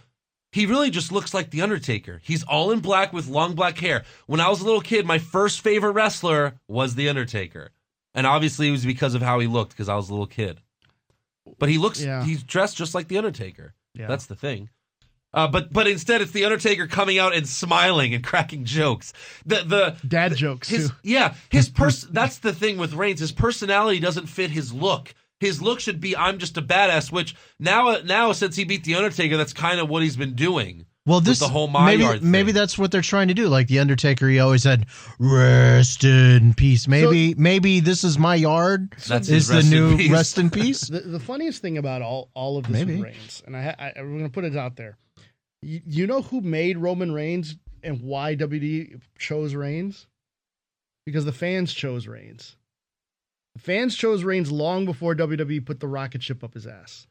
And they were the ones when the Shield were together, the one that got the loudest reaction every time the match would end was either when Reigns did the triple power bomb with the rest of the guys or when he speared a guy in a match. Right. The loudest reaction of any of those three guys, who was taking the hot tags and who was getting the loud reaction, it was Reigns. Though everybody that says that they had nothing to do with the machine putting the rocket up his ass are the same people that, if you go back and watch WrestleMania 20 and how loud the Cena chants were in Madison's fucking Square Garden for John Cena, there's a reason the machine puts a rocket up somebody's ass. It's because you tell them to put the rocket up their ass. Alex, you have to look in the camera and tell people. But that was before they changed Cena's character. That's fair. Then they changed him, turned him into a cartoon character. Stone Cold Steve Austin, they did not change. Once the rocket went up his ass, they did not change him at all. He was still the badass that he was. They didn't make him wear orange T-shirts and pink T-shirts and then sometimes blue T-shirts. They were still booing Cena and he won every match. When he was wearing camo and stuff. But like, well, who wears camo? No comment. Come on. Yeah. Khaki shorts? You're gonna wrestle in khaki shorts? All right. He does. So Kalisto's like, why are you with Titus O'Neil? He asked him if he's the one that attacked Enzo, but Cruz denies it. Titus O'Neil then walks up thinking Kalisto wants to join the Titus brand, but Kalisto wants no part of it, of course. So Titus tells Kalisto that he's going to face Cruz tonight in a lesson of respect. So just in case you're wondering, Titus O'Neil was a guest GM of Raw because he was able to make a match, so good for him. Well, when you get to the same ilk as the Titus brand, you can do what you want. Right. Next up, we have the Shattered Dreams Productions, and I'm very interested to see how Josh feels about this because Josh, being the new wrestling fan that he is, never saw this side of Goldust. You know, the one that we all loved before they turned him into another cartoon character. He was kind of weird and creepy. That's what made Goldust great back in the day. Really? Yes. Interesting. He wasn't always this. But we all hated Goldust at the time. But in a good way. Really he was a good sad heel. when R-Truth and Goldust broke up. So this one, I was already mad. I used to get furious when Goldust would like molest the Undertaker because the Undertaker was my favorite guy, and like him and Mankind would beat up Taker, and then Goldust would like lay all over him and stuff, and I'm like, damn it. So Goldust used to, they do the Hollywood thing, but he was very an androgynous type of character. You didn't know if he was gay, you didn't know if he was straight, and this was at a time when. Right. When that wasn't really publicly acknowledged, or like it was not, I don't know, socially acceptable. It was the wrong way to put it. Definitely not for wrestling fans. Well, for wrestling, it was, for television audiences, especially for the types of people that were watching wrestling, which were mostly kids in that time, like having an androgynous, semi-bisexual character, was kind of taboo. So he would do things like.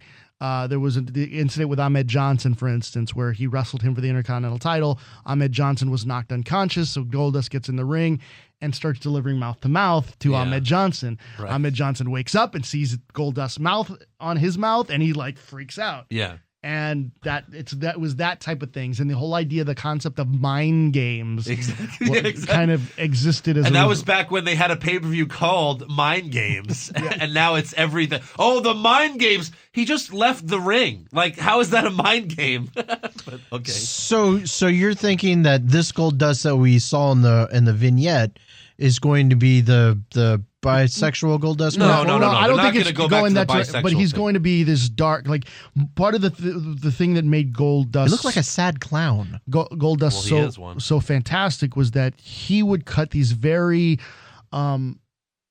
sadistic is the wrong word, but very poignant, very well articulate promos, like in a backstage setting with just him, and they were all very deep. They were almost Jake the Snake-esque. And it got you think. They were very cerebral. Maybe that's the best way to put it.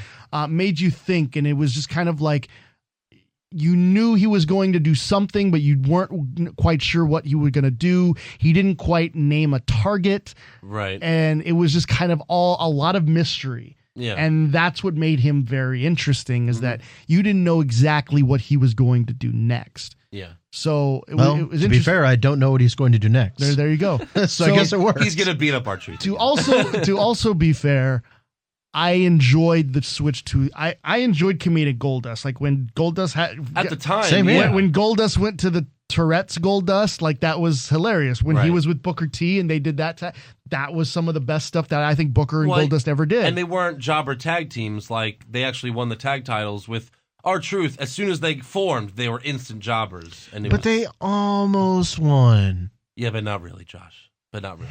It's all scripted, so they didn't almost win. Oh yeah, that's They true. were never booked to maybe win. But no, this Goldust promo, it was straight out of the Attitude Era, back when he was cutting promos like this. The member berries were very strong with me. He needs to go back to wearing the robe and the wig when he comes to the ring. Maybe. I mean, the other thing is, how much longer does he have, really? Like, maybe that's why they're doing this, because this is his last run and he wants to go back to classic Goldust. I don't know. I don't think he'll retire until him and Cody have their match at WrestleMania. Really? Oh. Well, it'd be great if they let Cody come back as the American Nightmare, because he finally found a gimmick that would actually be really cool. No, he'll be Stardust. He'll be Stardust again, yeah. Stardust versus Goldust. In the pre-showest match of all pre-shows. It's gonna be on WWE.com. Well, that was the problem is they set up that feud for WrestleMania, but then they just had a match at Fastlane. It was like, oh, you fucked it all up. But okay.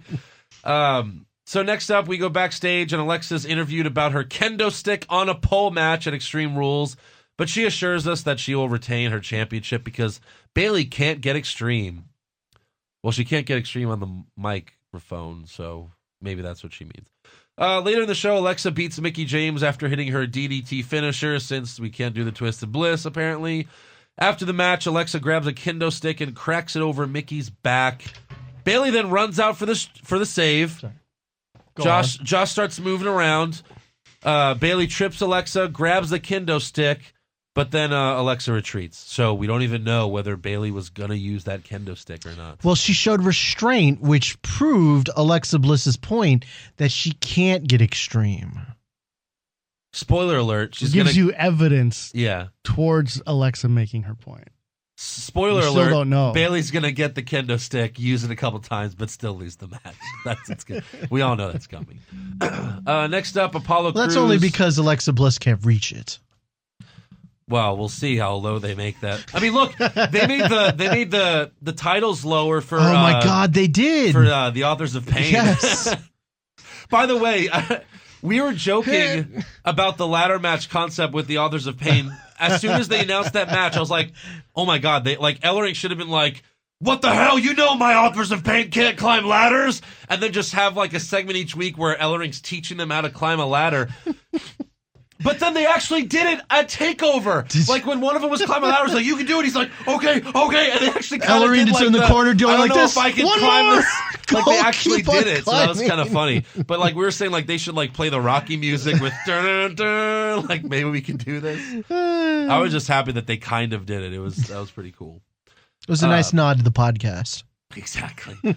So yeah, we have Apollo Crews versus Kalisto, with Kalisto picking up the win by hitting the Selena Del Sol after Apollo gets distracted by Titus yelling at him. So is this not even going to happen? Are they not going to become a tag team? I don't know. Because they've been teasing they're going to be a tag team forever, and now they lost because of this. Apollo kicks Enzo in the head, and he's like, "Yeah, I'm with Titus." And next week he's like, "What the fuck, Titus?" So, right? Who knows? I don't know. They're so confused. Look, what we do know is there's some pre-show match that's coming from this. We do know that. Yes. Yeah. So next up, we have Matt Hardy versus Sheamus, with the winner getting to choose the stipulation for the Extreme Rules Tag Team Championship match. And I really thought this was going to be the Hardys' first loss since returning, because usually you have the heel choose the stipulation to try to convince the audience that they have the advantage. Like, usually it's the people that choose the stipulation that lose. Kind of like when The Undertaker, he always says, "Let's do a Buried Alive match," and then he always loses the Buried Alive match. Yeah. So that's where I thought the Hardys were finally going to lose. This is where it's like, they're winning too much. Like, you have to make them look vulnerable at some point. Well, do you think the Hardys screwed up because they did not pick a ladder match? Okay, well, again, that's not really. Again, it makes no sense that they chose a steel cage match. That seems like it benefits Sheamus and Cesaro. I thought Sheamus, exactly. That's the whole point. I thought Sheamus was going to win and then say, let's do a steel cage match. But no, the Hardys won, and then Hardy said, let's do a steel cage match. Right. Which doesn't really fit their characters, but okay. I just don't. They're afraid to give the Hardys a loss on TV.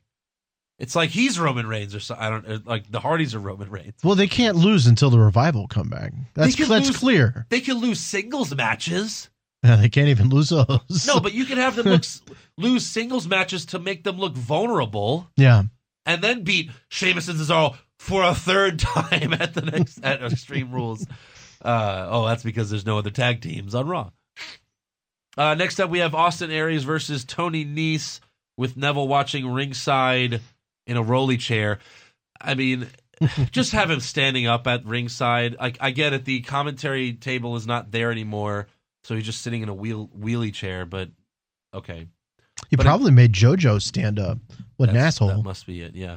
Aries gets the win after making Nese tap out to the last chancery, and then Neville beats up Tony Nese after the match because he failed him. You failed the king of the cruiserweights, so I must murder you now. But okay, that's fine. Horrible accent. Horrible. Neville's? Yeah. Yours. Horrible. Okay. So then we have the main event for Raw, Bray Wyatt and Samoa Joe versus Seth Rollins and Roman Reigns. This was very interesting because Bray comes out first.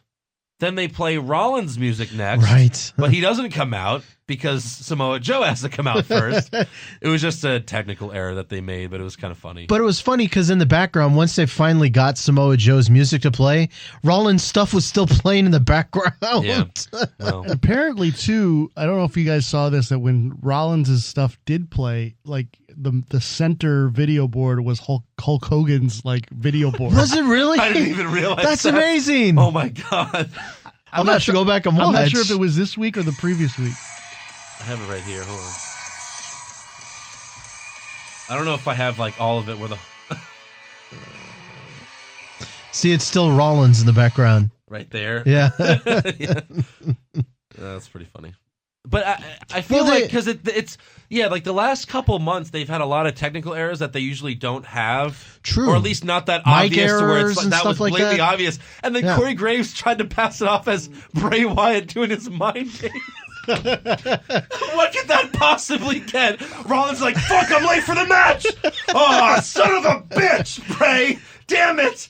That fucker Wyatt. The weird I thought thing, I was supposed to come out 30 seconds earlier than when I was actually going to come out.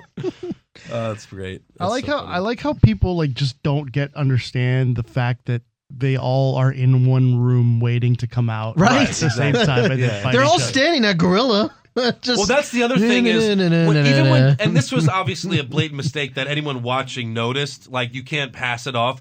But a lot of times, WWE will have a minor mistake that 99% of the people watching are not noticing it, and then they'll just announce it. Like here's our mistake. We fucked up. Just move on. Let it go.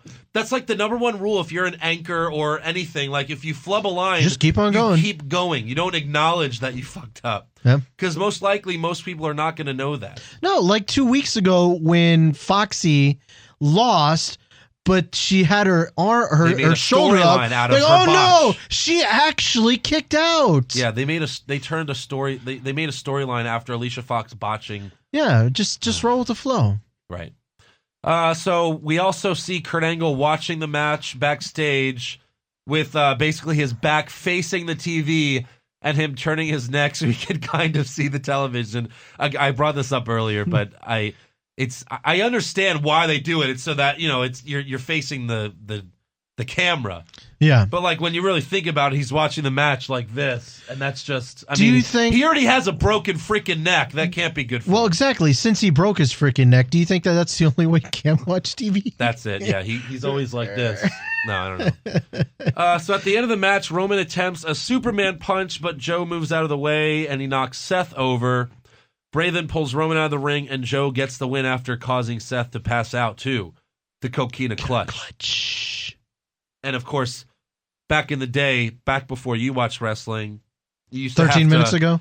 Huh? Yeah. 17 now. You used to have to either tap out or the ref would raise your arm 3 times and the third time it would fall and the match They is just over. do it once now. But now, no, they don't do it at all. They don't raise their arms. No, I saw him pick up his arm once. No, he did not. When did I see that? Because they wanted to look like MMA. They've done it recently, but I must have they don't mixed do it it. very often. But what Josh is saying has happened recently enough that I remember it. But they've only do it once. But it used to be one of those things that you raise them once, raise it twice, raise it the third time. Oh, if it drops the third time, he's gonna lose. Right. And then here he comes the. Well, that was Ted DiBiase's sleeper hold finisher. And then when he would win the matches, they would do the third time, it would drop. But now they want it to end fast. They want it to look like MMA. I mean, that's the whole point here. Or to just make Rollins look stronger. Like, well, he's not tapping. He just passed out. He has nothing, you know what I mean? It saves the face. He's like Stone Cold. He's more of a badass. Now a lot of days faces don't tap. A lot of them don't tap. Like they'll just pass out from the like it started with like Cena and Undertaker, but then it just turned into like half of the roster doesn't tap out. And when they do tap out, it looks incredibly silly. Get me out of this fucking hole. I guess, yeah. How, Josh? It hurts so much. Wow. I can't breathe. That's what you're missing if you're not watching the video recap. I'll tell you that much. I did it just for you. So then after the match, Finn Balor tells Kurt Angle, who's still watching the television like a lunatic fringe. Balor also watches the TV the same way. And Balor tells Kurt that he wants in on the fun. So Kurt makes a couple of matches. Superstar. You can have a match with 2 superstars. It's going to be Finn Balor versus Samoa Joe versus Bray Wyatt in a triple threat. How does that sound? That sounds like music to my ears. Good. Except for the fact that you got my name wrong. These 2 will be in the main event, or I should say, one of the main events next week as well. It's going to be Seth Rollins versus Roman Reigns. Damn, I'm a great GM. Oh, it's true. It's damn true. Can't wait to see that Finn Balor match. It's going to be great. I wish they would have a jobber come out named Finn Balor. Balor, sure, yeah, why not? So that's the end of Raw. These are just the simple dreams I have, Alex. Simple dreams. Again, nothing really special about Raw here. It was kind of like an average, like nothing really happened show. There wasn't like a lot of like, oh my God, what the hell are they doing? But there also really wasn't there wasn't anything memorable about it, I'd say. So on to SmackDown. We start with a police escort for Jinder Mahal because I guess without it, he'd be murdered in the streets by all the Americans who hate him because he's Punjabi. And again, the Singh brothers get a rug for Mahal to stand on. They did this at Backlash as well. And they clean it. They clean the rug, but they're stepping all over it as they clean it. I mean, have some common sense, guys. Right. Unless that's your gimmick, that you're just complete morons, maybe. But they're stepping all over the rug as they're cleaning it. Well, Mike, like, come on. I didn't mind any of that. I thought that was. Unless they did it on purpose, they're just supposed to be morons. Well, they're supposed to be lackeys and not being able to necessarily do their job well. Right. But also, what is the carpet there for? Just for him to stand and talk? I mean, for him to stand, get up, and then like look around. Right? Does he do that every time he gets out? Yeah. Just whenever he's going to the grocery store, there's the Singh brothers rolling out of carpet. And he got out of the limo, and it's not like the rug follows him. He just walks away, and then they pick up the rug and put it back. It'd be one thing if he like sat on the rug and they carried him, but he gets out of the limo, puts the championship over his shoulder, and just stands there and laughs for like almost 30 seconds. It was way too long. Kind of like this. Well, he wasn't making any noise. It was just like, oh, let me turn off my mic. No, he didn't. Stupid. Well, we could turn it off permanently. That's fine. So yeah, whatever. So then Shane O'Mac comes out with some announcements for the Money in the Bank pay-per-view. First, he says Orton will have his rematch against Jinder Mahal for the WWE Championship. Then he's about to announce the participants for the Money in the Bank ladder match, but AJ Styles comes out, followed by Baron Corbin, who's then followed by Sami Zayn. And, like, they come out so right after each other. Like, Sami Zayn's, like, right behind Baron Corbin. And like you said, like, eventually they all get in the ring and they're just, like, they hate each other. They want to kill each other, but they're just standing, waiting, like, letting each other talk. It got ridiculous. So I kind of went into this in very... Ziggler's out there as well. I hated everything about this segment. First of all, so Money in the Bank to me, at least since 2011, which was the second year, was a pay-per-view, which 2011 was the Punk winning the title. They used to have the 2 Money in the Bank briefcases at the time.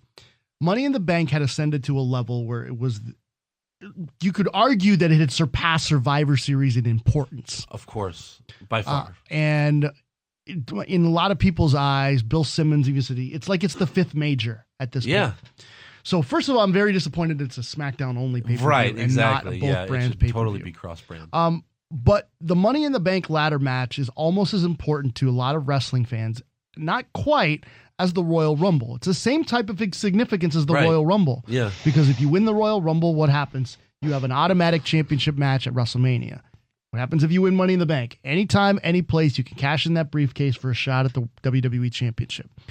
So in most years, you would think that they'd put added importance to the people how they got into the match. Right. Here's Shane McMahon comes out and says, we have a Money in the Bank ladder match, and here are the 5 guys that are in it. Right. So then Kevin Owens, who had come out right before, was it Nakamura? I guess he came out right before Nakamura. Yeah. And then he's like, well, I won my match on Sunday. Right. You know what? Good points, Kevin. You're in the match too. Yeah. Like, apparently all you need to do is bitch to Shane McMahon and you can get in matches. And I think Shane knows. He's like, well, it's always 7 people in this match and I only announced 5 guys. It's as if Shane's character was literally, crap, I didn't work on the rundown for the show. Right. What do I got to do? Damn it, I got to announce the main event. You 5 guys, come to the ring. Right. That's the way it seemed. It seemed like there was no rhyme or reason to how these guys got chosen for this match, because AJ Styles lost his match, but he was in it. Dolph Ziggler lost his match and he was in it. And Baron Corbin lost his match when he was in it. Right. Also, you've officially made the rest of that show unimportant. Yeah, exactly. Because now because you already know on the opening segment of the show who the people that are competing in the Money in the Bank ladder match. Right. You have 4 weeks of television before you get to that point. You could have easily had people qualify. You could have said, okay, these 3 guys that won their match, they're in. Right. The rest of you guys are going to have matches. They're not qualifying matches, but we're going to see how you perform tonight and see if you get in. And then at the end of the show, we will announce who it is. Or you could have qualifying matches over the next 2 weeks and figure it out. Well, you could have controversial finishes. You could do a lot. All they did was have Shane go out there and say, this is our main event. Oh, by the way, we're going to have a tag team match at the end of the show. Well, that's the other issue and we talk about this a lot in the podcast, where a lot of times there's no number 1 contender match. It's if you want to be the number 1 contender for whatever title you want, you have to beat the champion to earn a shot at the champion again. It makes no sense. Well, that's an old thing, but it's usually it used to be if it's 2 guys having a number 1 contender, whoever wins is going to be the number 1 contender. Now it's like you have to beat the champion in order to face the champion. Well, but in the old days, there would be first of all, back in the old days you had draws. So a lot of times you would have the champion and whoever the challenger was in a non-title match, and they'd go wrestle to a time limit draw, and then you're like, hey, this guy actually might deserve a title match. And then they put a match and they'd have a little feud. That's the Zbyszko Regal feud I was telling you about earlier. That's how that all started. It started off as just Zbyszko wanted to kick Regal's ass. Sure. Then it turned into a title feud. There also used to be times where they'd have them wrestle a match. It'd be for the title or it wouldn't be for the title, either way. And the match would end in count out or DQ. And then, okay, all of a sudden, okay, we're going to have another match. And this one's going to be at the pay-per-view. And this one's going to be for the title. But by then you've already seen them fight 3 times or 4 times, and then it's like, well, we've already seen this. That's why I like NXT so much, because you don't see them fight until it's pay-per-view time. Right. But it's TakeOver. They also have 4 of those, in the entire year, 5 if we're lucky on some years. Sure. And it's an hour of television, so you don't have to put the guy on. The guy doesn't wrestle every single show. Yeah. So, but like Kevin Owens and Rollins, when they were fighting each other for the Universal title, they're fighting on Raw every week. Mm-hmm. Like, Like for example, the Attitude Era, when The Rock and Austin were feuding, they're not fighting on Raw every week. They were never fighting on Raw. If anything, they were just brawling. It's the idea is you don't want them touching before. Exactly. It ruins all the fun. So the problem with the way that they do things now is because everything is by this quarter hour, as much the way radio is. Right. And if you're not having your champions or the popular guys on the show for those quarter hour segments, all right, so if they're not going to have matches, okay, who is going to have matches? Because if we're going to fill in our 3-hour show with 25 minutes of Kurt Hawkins versus the El Vagabundo, like, people are going to watch the Cooking Network. So, like, it's a kind of a different mindset where it was all about the show in the old days, because the show was going to be on no matter what. Yeah. Because they were selling their own advertising, and the advertising is how they made money, or the syndication is how they made money. But now they're getting advertisers, and the advertisers care what the quarter hour ratings are in particular demographics. So we are in a situation where TV has to be done a certain way to pay the bills, and the story then suffers as a result. Sure. Yeah. Well, to Alex's point, that might be why NXT is, at least we think, is a little bit better, because they don't have to worry about shit like that. It's literally all about the story. That's all NXT. And it's very rare now that you watch Raw and it's like, wow, that was a great show. I mean, since we've done this podcast, maybe like 4 times, I've been like, wow, and usually it's not because the show is great beginning to end. It's because they have a great ending. Great. Well, usually, like, to tell a story of the show, there's a great beginning, middle, and end. And the Kevin Owens show with Chris Jericho, those were great. That helped a big time. We say that, right? And I've said that before. I was the best Raw we've seen in years, right? Like, that's whenever there's one of those nights. Yeah. Like, for example, the Braun Strowman thing from a few weeks ago. Right. That was fantastic and one of the best segments I've ever seen on Raw. Yeah. I remember the night that Punk wrestled Cena one night, and that was one of the best matches I've ever seen, period, let alone on Monday Night Raw. Yeah. And then dotted throughout that, like the Occupy Raw was one of the best Raws I've ever seen. The few weeks before when Brian left the Wyatt family, and he was was one of the greatest endings. Yeah, it was one of the greatest endings, but it was also a very good Raw from start to finish. The Money in the CM Punk Raw where he does the pipe bomb was a great Raw. But now it's almost impossible because you have 3 hours, and you're filling a lot of it with cruiserweights that no one cares about. But you're going to sleep. But to my point is that we remember Raws for specific moments. We don't remember Raws from beginning to end. No. Because we remember the beer truck. Yes. I couldn't tell you what episode, like if that was a great episode of Raw. Of course not. I couldn't even tell you who else was in the match other than I remember that Stone Cold came out in a beer truck. Of course. And the one where Kevin Owens won the Universal title, that we were at, I mean, the first 2 hours and 45 minutes of Raw were just horrible. It was a horrible show, but the ending was like one of the best endings to Raw ever. Right. When there's when there's someone winning their champion, the big one for the first time on TV, Mick Foley, that's the best ending to Raw ever. I'll be honest, when Reigns beat Sheamus on Raw, exactly. People pop for that because it was a big title change, and it was the way they built to that point with Reigns was great, and great. People actually cheered in Philly for Reigns. So that was recently, right? I think it was a couple years ago. Yeah. It wasn't too long. I was at the company when it happened. But it was I thought that was fantastic, and it's just one of those things where we remember Raw for the moments. It's very doing a 3-hour show of television. It's hard. And again, it's just really hard to make every single moment of the show matter. But I don't think every moment of a show needs to matter in that particular way that he's like, yeah, that was a great episode of Raw. I think you just have to leave Raw content. That's the same thing with a lot of TV shows, like Game of Thrones. We remember special moments, but we don't remember everything that happened. As long as you're building to something. I think about it more in sitcoms. A lot of sitcoms have an overarching story for a season, right? Yeah.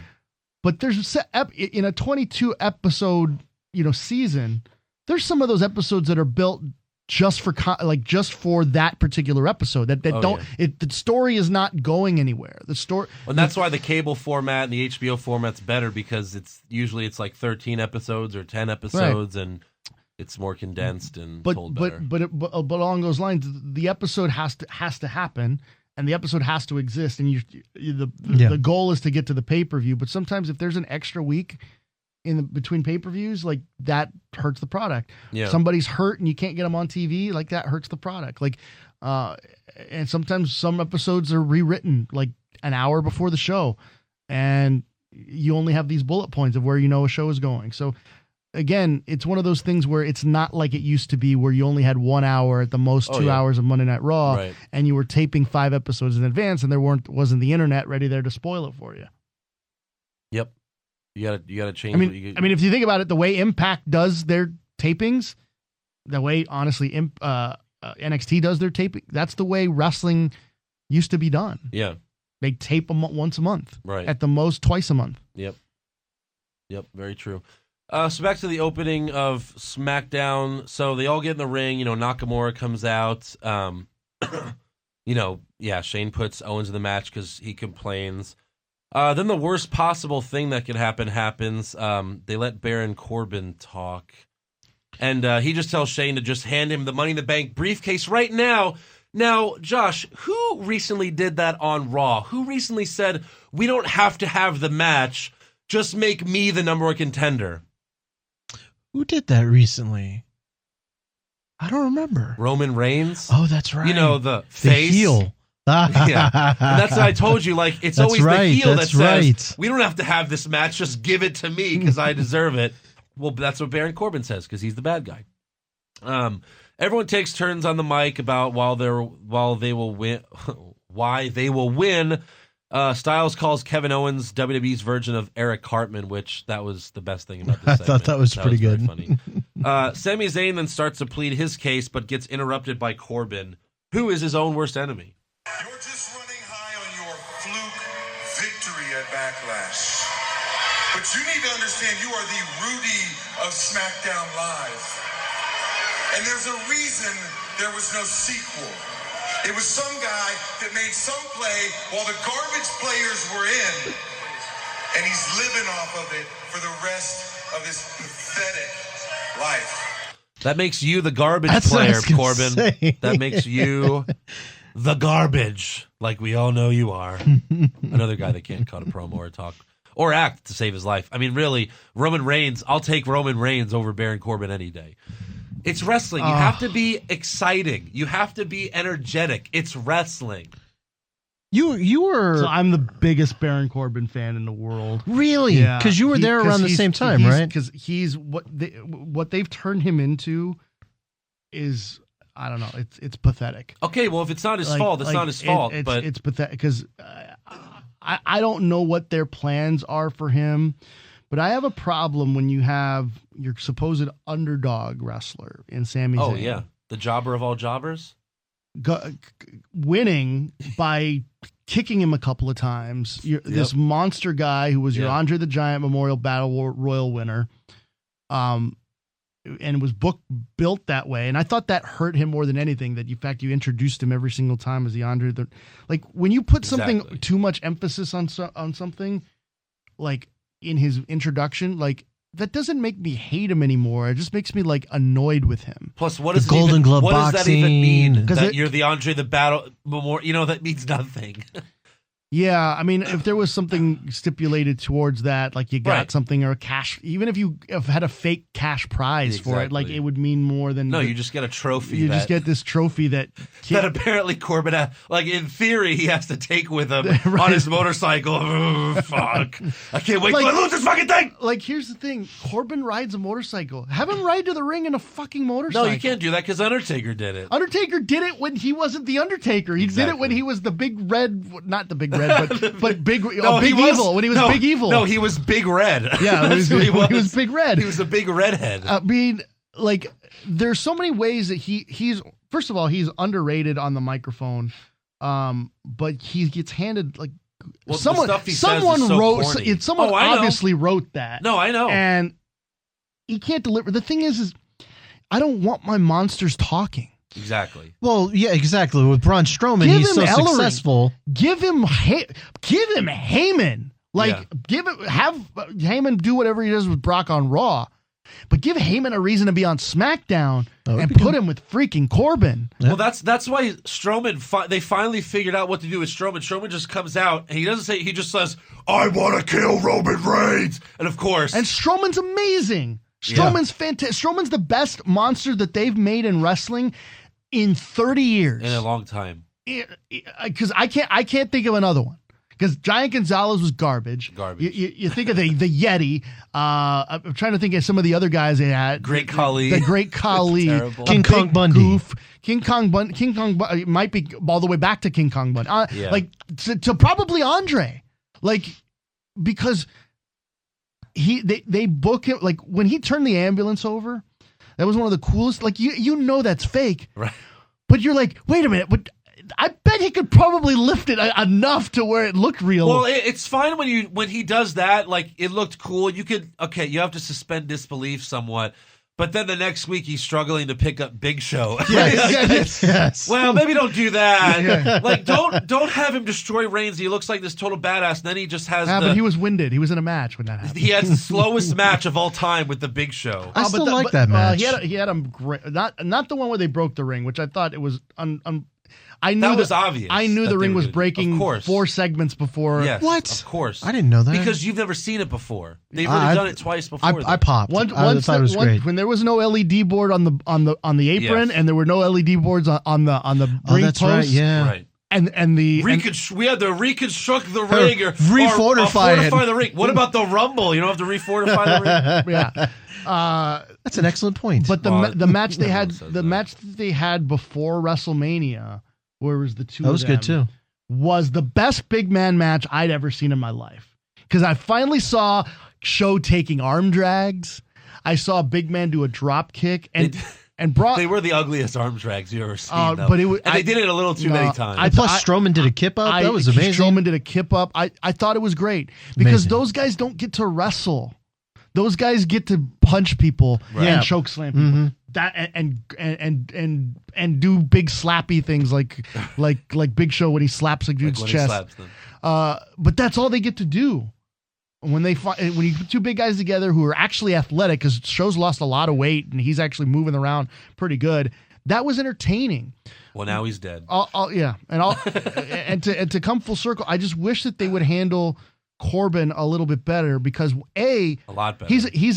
He's a former Golden Gloves guy. Like, his punches actually look real. Because you know why? Because they are real, and because he's a little snug. That's the other thing they remind us every week is he's a Golden Gloves winner, a double major in psychology and sociology. What else? He's the most metal person ever. Oh, the most metal athlete award winner. And he's a former NFL athlete. And he's a former horrible NFL player. Like, well, my question to you, Don't Alex. bring that up. Don't bring up the fact that he was The Rock. But they didn't bring that up. They don't bring that shit up. They brought it up. In the beginning. My question to you, Alex, since you're a big Corbin fan, is how close is Corbin on SmackDown to what he was in NXT? Because me and Andrew never really saw him in NXT. He's not close at all. Like the lone wolf thing. And look, people legit hated Corbin, and he had some pretty good feuds down in NXT, and I thought he was a legitimate guy. Like, first of all, Taker loves him. Like, Taker has really taken to him. No pun intended. No pun intended. And really wants to see him do well, and I think offers him advice at times. But I think they're trying to figure out where he fits overall character-wise. And you're right, he's not the best talker. If they gave him a better feud, I think he'd work better. I don't think this whole Sami Zayn thing and losing to Sami is good for him. Yeah. I did like the fact that, I know we'll get to this later on, that he beat the crap out of him after. Yeah. But he loses the match. He has to at that point. So, well, to your point, he hasn't really had good feuds because he's had Kalisto, Sami Zayn, small guys. Yeah, I mean, he's never really had a marquee guy. But he's never dominated any of these guys. No. And that's the problem. Yeah. He struggled with Kalisto. If you're going to be a giant, which he is, because he's a legit 6'8", 6'9", and he's one of the tallest guys in the company, and he has a really tough looking. His entrance is badass. Like, make him look like a star, and they don't make him look like a star. Period. I'll agree. I'll That's agree with that people assessment. That's a lot of people that come up from NXT. I mean, again, Rollins was one of the best heel champions in a long time when he was the heel champion, and they don't even make Rollins a star. I mean, so it doesn't. I think Rollins is a star. I think him. No, he is. Yeah. But they're not booking him as one. I mean, he wrestled Hunter at WrestleMania, so I can't make that claim when he's handpicked by Hunter to be I'll his agree opponent. there, Yeah. but since WrestleMania, I mean. But I mean, ebbs and flows, and right now the champion is on a beach somewhere. So, like, Yes. So Dolph then says he's the only one here who's actually won the briefcase before, so he's going to do it again, except everyone knows he's not. Finally, Nakamura introduces himself to all of them, but then says, "You can call me Mr. Money in the Bank." So Shane then makes a couple of matches. The first one will be Sami Zayn versus Baron Corbin for the 100th time. It's all about that superstar shakeup. The main event, however, will be Kevin Owens and Dolph Ziggler versus AJ Styles and Nakamura. At that point, I was like, all right, Styles and Nakamura as a tag team, I'm in. That sounds cool, because obviously we've never seen that before. Before we move on, we have to read how the WWE recaps this segment. Just as long as it's not too long. It's not too long. Or long. So they're listing the people that came out. Shane, calls on AJ Styles, Baron Corbin, Sami Zayn, Dolph Ziggler, Nakamura, Kevin Owens, and then it says added to the match by Shane McMahon after petitioning or running his mouth, depending on how you want to view it. However, that announcement, yes, it's always bad. However, that announcement was only the beginning, as tensions immediately rose between all 6 combatants, with disrespect soaring through the air. Why are they writing, just like the superstars will be in Money in the Bank ladder match? Why do they write poetry on the website? Josh, take this however you want, but I'd recommend you for a job at WWE.com. That's the only job I'd recommend you for, writing. Do they make the I do love my interns write poetry. this? I mean, why are they writing poetry to recap? I just don't. I don't want to get into all that, because then we'd get. Well, Joey Styles isn't running WWE.com anymore, so maybe that has a lot to do with it. So next up, we have Natalya and Carmella versus Charlotte and Becky Lynch, with everyone else at ringside, of course. We go to You mean commercial. the entire women's roster of SmackDown? Yeah, Yeah, all six They were of all them. there. Sans Lana. All 6 of them, 7 if you include Ellsworth, which we do. We go to commercial just a couple of minutes into the match, but they do the split screen with 30% of the screen being SmackDown. That and one was the pointless. rest is, commercials, which I don't think they're retaining anyone. Like, oh yeah, I'll stay because this horrible women's tag team match is on TV. So in the end, Becky grabs Carmella. Ellsworth gets on the apron to try to help out. Naomi then gets on the apron and kicks Ellsworth, except she misses by a mile, and Ellsworth goes the opposite direction of the direction that she kicked him, and he falls off the apron. Becky then makes Carmella tap out to the disarmor. Moving on. Please. Sami Zayn beats Baron Corbin in just 15 seconds with a fruit roll-up. Fruit roll-ups will be a huge, huge thing on this episode of SmackDown. Half the matches ended in fruit roll-ups. Baron Corbin then beats the shit out of Sami after the match, and Sami Zayn gets stretchered out of the arena. Because that's the only saving grace that Corbin has at this point, is to beat the crap out of him. Because apparently when the bell is not rung, he can beat the hell out of anybody. But when it becomes an official match, it's like he'd be a good playground basketball player. But if he actually played in an organized game, like he'd all of a sudden forget how to play. Like that's what happens with Baron Corbin. When the bell rings, he forgets how to wrestle and beat people up. But when the bell's not rung, he can beat anybody up. That's his gimmick. Exactly. That is his gimmick, yeah. So then backstage, Styles welcomes Nakamura to SmackDown, but tells him to follow his lead because SmackDown is his house. Nakamura says, yeah, tonight we're a team, but once I win at Money in the Bank, I'm turning your house into my playground. Then we get another episode of The Fashion Files. Why do they have to have Nakamura talk? Why do they have to have Nakamura talk? Yeah, I agree. Like, here's the thing. Like, he barely talked in NXT. First of all, he can talk. make people pay, make people wait for it. Like, I just don't understand. Like his range of his English is limited. He speaks really good English, but in terms of turning that into the way creative works, in terms of script writing, it's very difficult to utilize. Yeah, you make it minimal. It needs to be small, impactful sentences, and that's what they do with Asuka. For 7 years, all the Undertaker ever said was "rest in peace." For a long time. Before he didn't say anything other than that. They waited till he got good at promos to let him cut promos. Now you cut a promo no matter how much you suck, no matter how many cue cards Ryback needs backstage. Ellsworth cuts promos. Yeah, Ellsworth does cut promos sometimes. It's bad. But no, they do Asuka right in NXT. I like Ellsworth. Asuka rarely talks in NXT, but when she does, it's a big deal. Yeah, but her English is really bad. It is, but she looks cute when she says it. So yeah. Is this interview over? What? Exactly. Oh, is this interview over? Yeah. Exactly. Well, you don't do a good Asuka. I don't. No, you don't. So then we have another episode of the Fashion Files because we haven't seen this enough. Love. Of course you do. You like these two, right, Alex? You don't like these guys? It's just too much. So I had a problem at first with the match that they had at Backlash.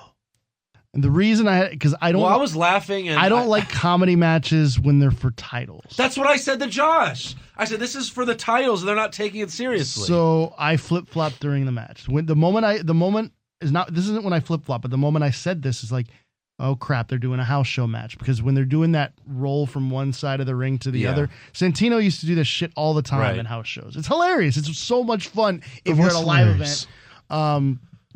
But it has no, to me, 99 times out of 100 has no place on a TV broadcast of a wrestling match. Yeah. Because it's hokey wrestling stuff. And Vince hates hokey wrestling stuff. So I'm always surprised that they're allowed to do some of that stuff in matches that they're in. But then when they let them wrestle at the tail end of that match on the pay-per-view, it was great stuff. And he's so ridiculously entertaining, Breeze, and Fandango too, I but like mostly Fandango Breeze.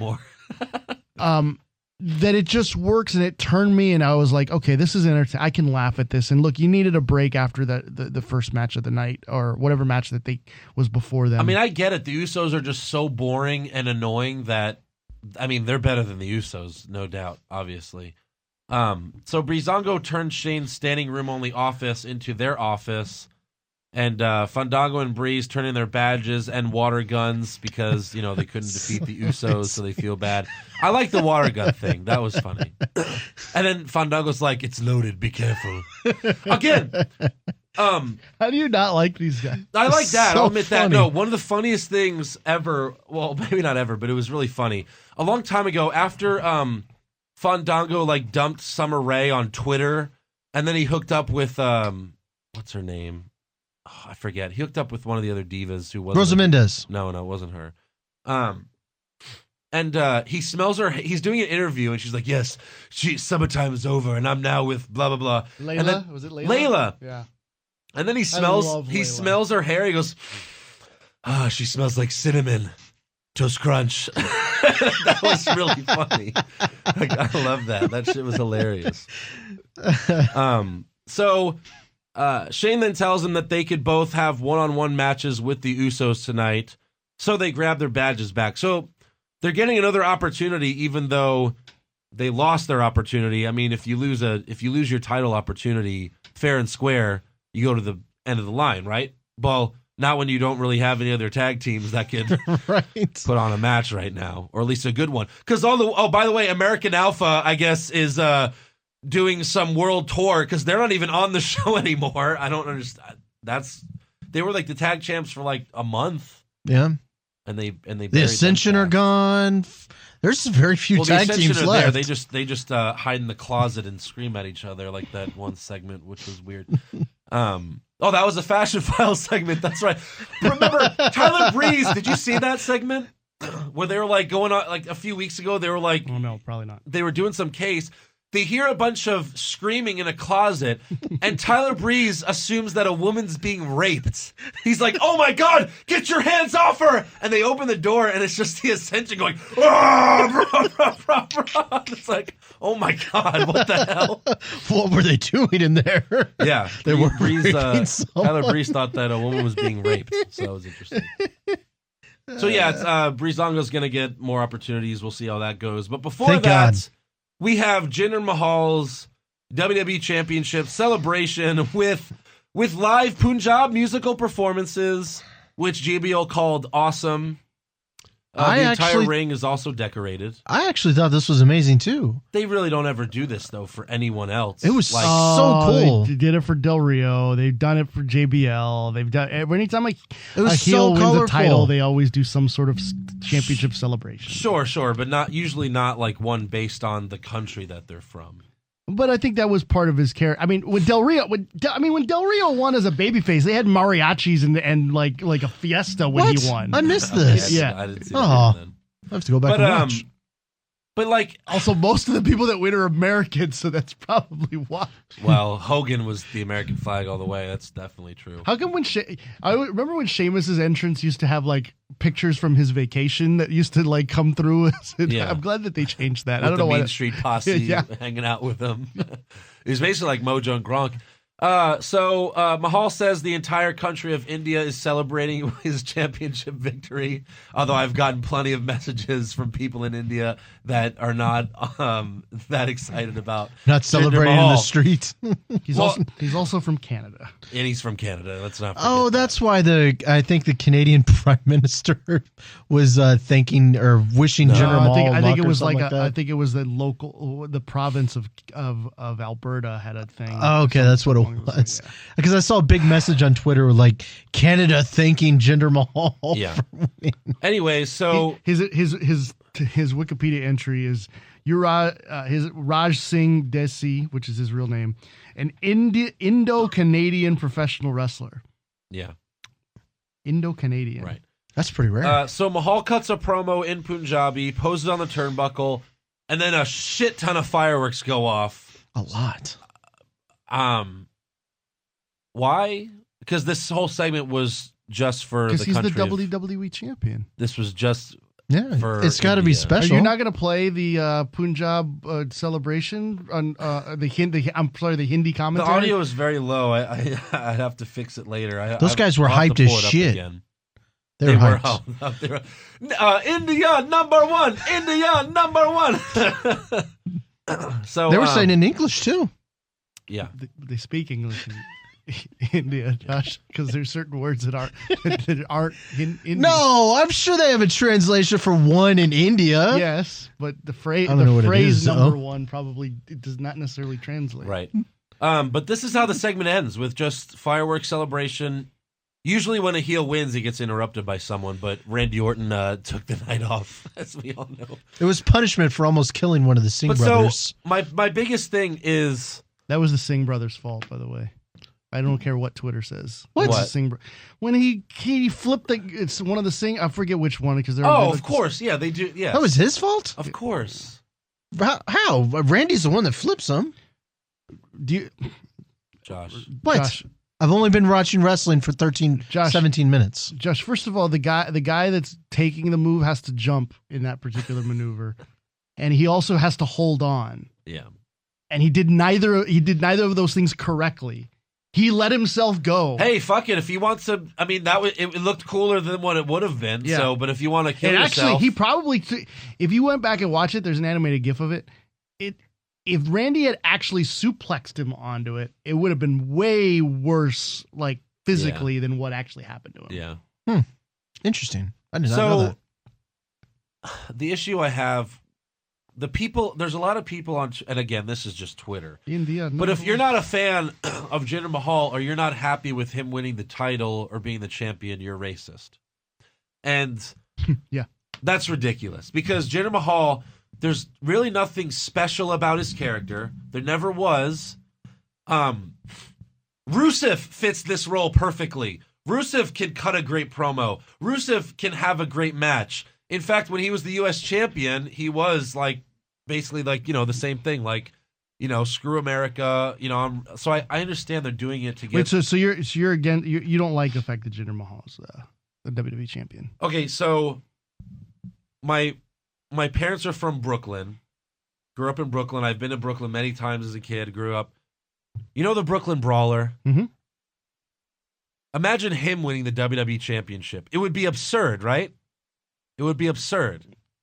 I don't look at it that way, but yeah, sure. I understand the point you're making. Continue.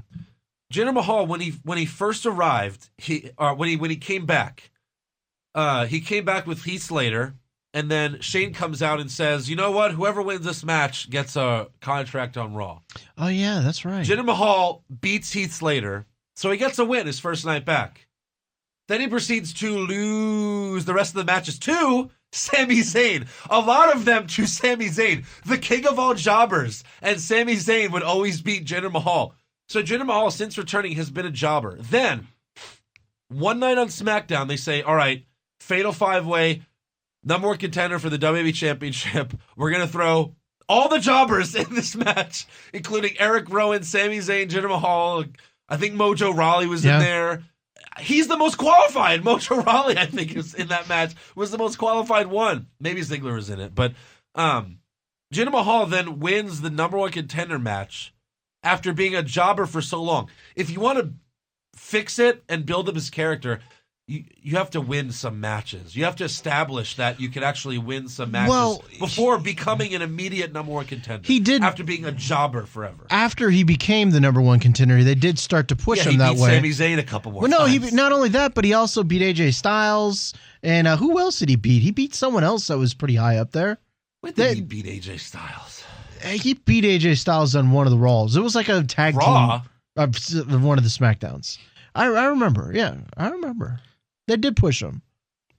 So here's how I feel about this, because I know the Twitter thing you're fighting, and I'm not going to take it to that extreme, but I do ask people the questions like, okay, there are some people that don't like Jinder Mahal, and I saw a couple tweets out there. Was he can't work in the ring, which is wrong, and B, like, he can't talk on the mic, which is technically also wrong, but I'll get to that in a little bit. And I said, well, you know who also couldn't wrestle one lick? The Ultimate Warrior. You know who couldn't talk a lick? The Ultimate Warrior.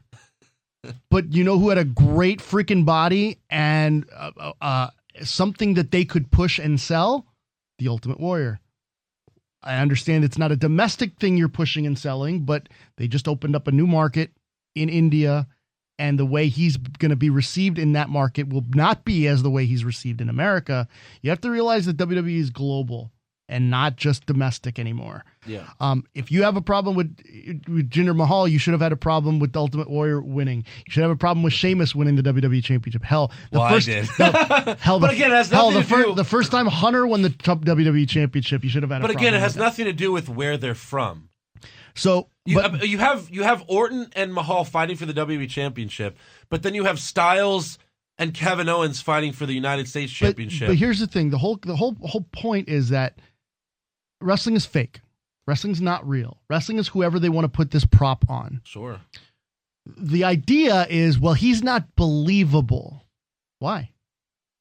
Ask yourself, why is he not believable? Without thinking about fake wins and losses, why is he not believable? And he's looked weak for the last 6 months. Without thinking about fake wins and losses. I mean, that's just like what's her name in Star Wars, who all of a sudden can beat what's his face in the Force Awakens. Oh, here we go. Because she's a Mary Sue. Don't get me started with that. Oh, that's the whole point, though. I mean, she's not a trained Jedi. Or I get it, she has the Force. We all know that. But like, she just picks up a lightsaber and knows how to fucking use it just because she uses a fucking pole. Well, I agree with Alex 100%. This is why the superstar shakeup happened, because he was a jobber over on Raw. He can't win there. And SmackDown. He was not a jobber on SmackDown. Yes, he was. So the SmackDown draft was in July. So, Andrew, tell me what's your biggest problem with the fact that Jinder Mahal is because he used to lose matches? Well, he's been booked as a jobber forever. Okay, it's not believable when you just push them like that. At one point, Matt Hardy, as a 19-year-old, was literally a jobber for WWE. Literally a jobber at one point. and used to lose matches every single week as the guy that was already in the ring, raising his hands, losing to guys like Owen Hart and Bret Hart. Well, I guarantee you his first win wasn't a number one contender match. I understand that, but what I'm saying is like wrestling is not real. I know, but we watch TV shows and get invested the same exact way. It would be absurd if you watched a TV show and this happened. Any other TV show, it would be absurd.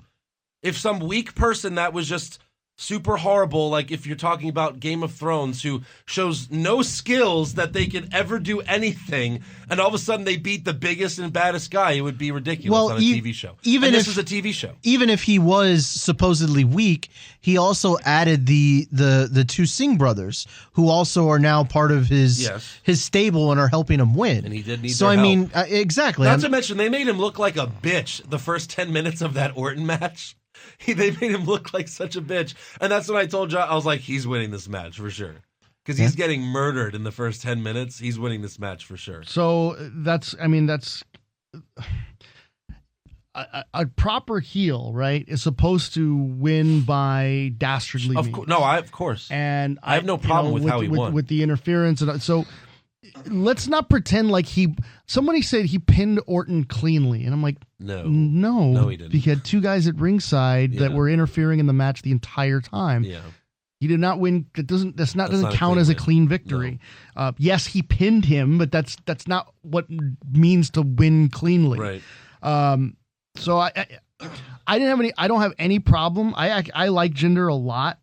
Same here. I think he's a hardworking guy. I've had a chance to get to know him like when he wasn't under contract with WWE. I think I actually ring announced one of his matches at NWA Houston or Lone Star Championship Wrestling at one point.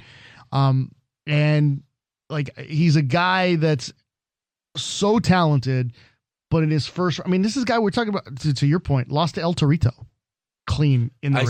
I said that once he became number one contender. I said this man lost to El Torito. So I understand your point, but at one point, all of these guys, with several obviously exceptions, like Hulk Hogan was never a jobber in WWE, but Steve Austin couldn't get his feet off the ground in any of the companies he was in until he finally took off the ringmaster garb, and then all of a sudden he changes his name, he shaves his head, all the way. He changed his name, changed his gimmick.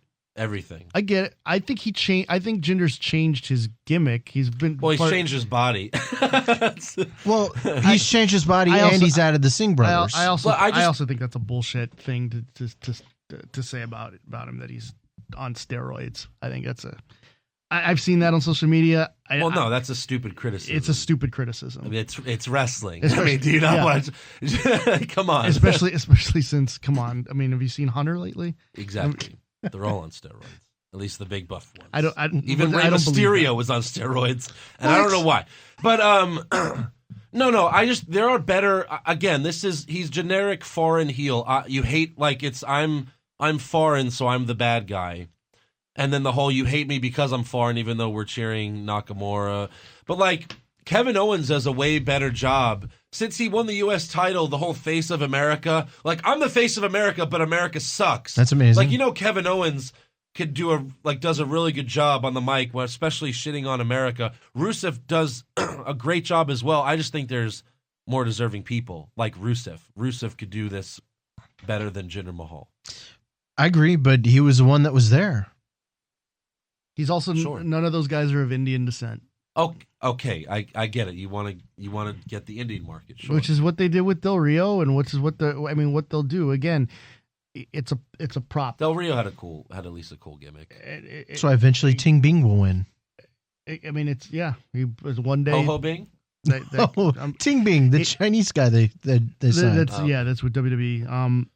Again, if you take yourself out of the company and understand wins and losses don't matter, etc., like that, and you can understand that characters change, characters can be altered, they evolve, they evolve, and that's what's going on here. But I don't have a problem with your point and your belief that this guy was a jobber, he's lost all these matches, and all of a sudden within a 3-week span he's all of a sudden good enough to beat Randy Orton for the world title.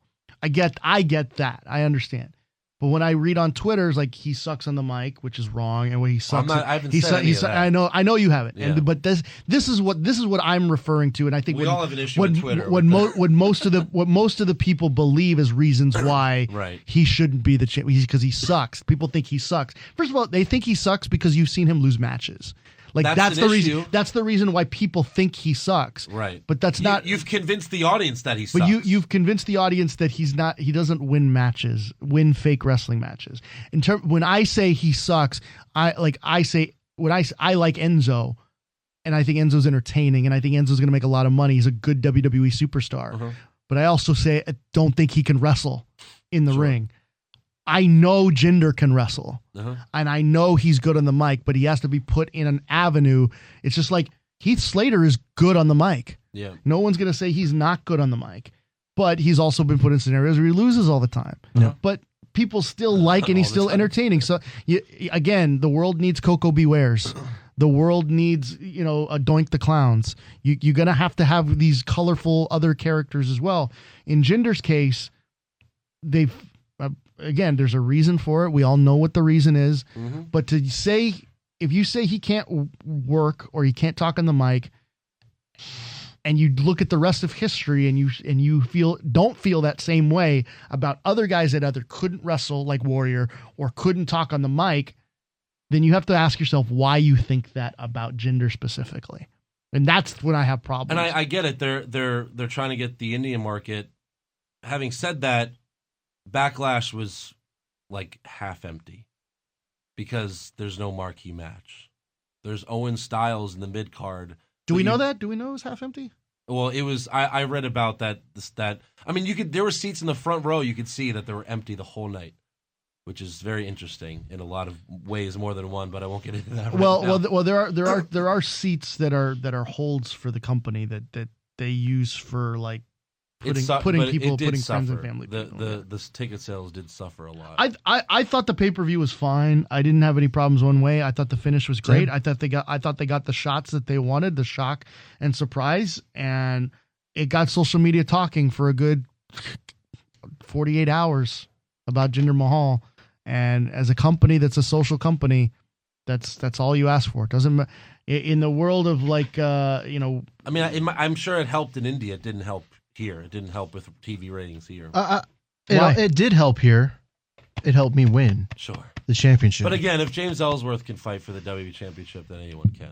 But he actually got more wins than Mahal before he got the championship opportunity. I still think you're wrong. I still think you're wrong. And people that have been watching, I also think he's going to have the title for 6 months. I think he's going to have it for a while I think too. He loses it at SummerSlam.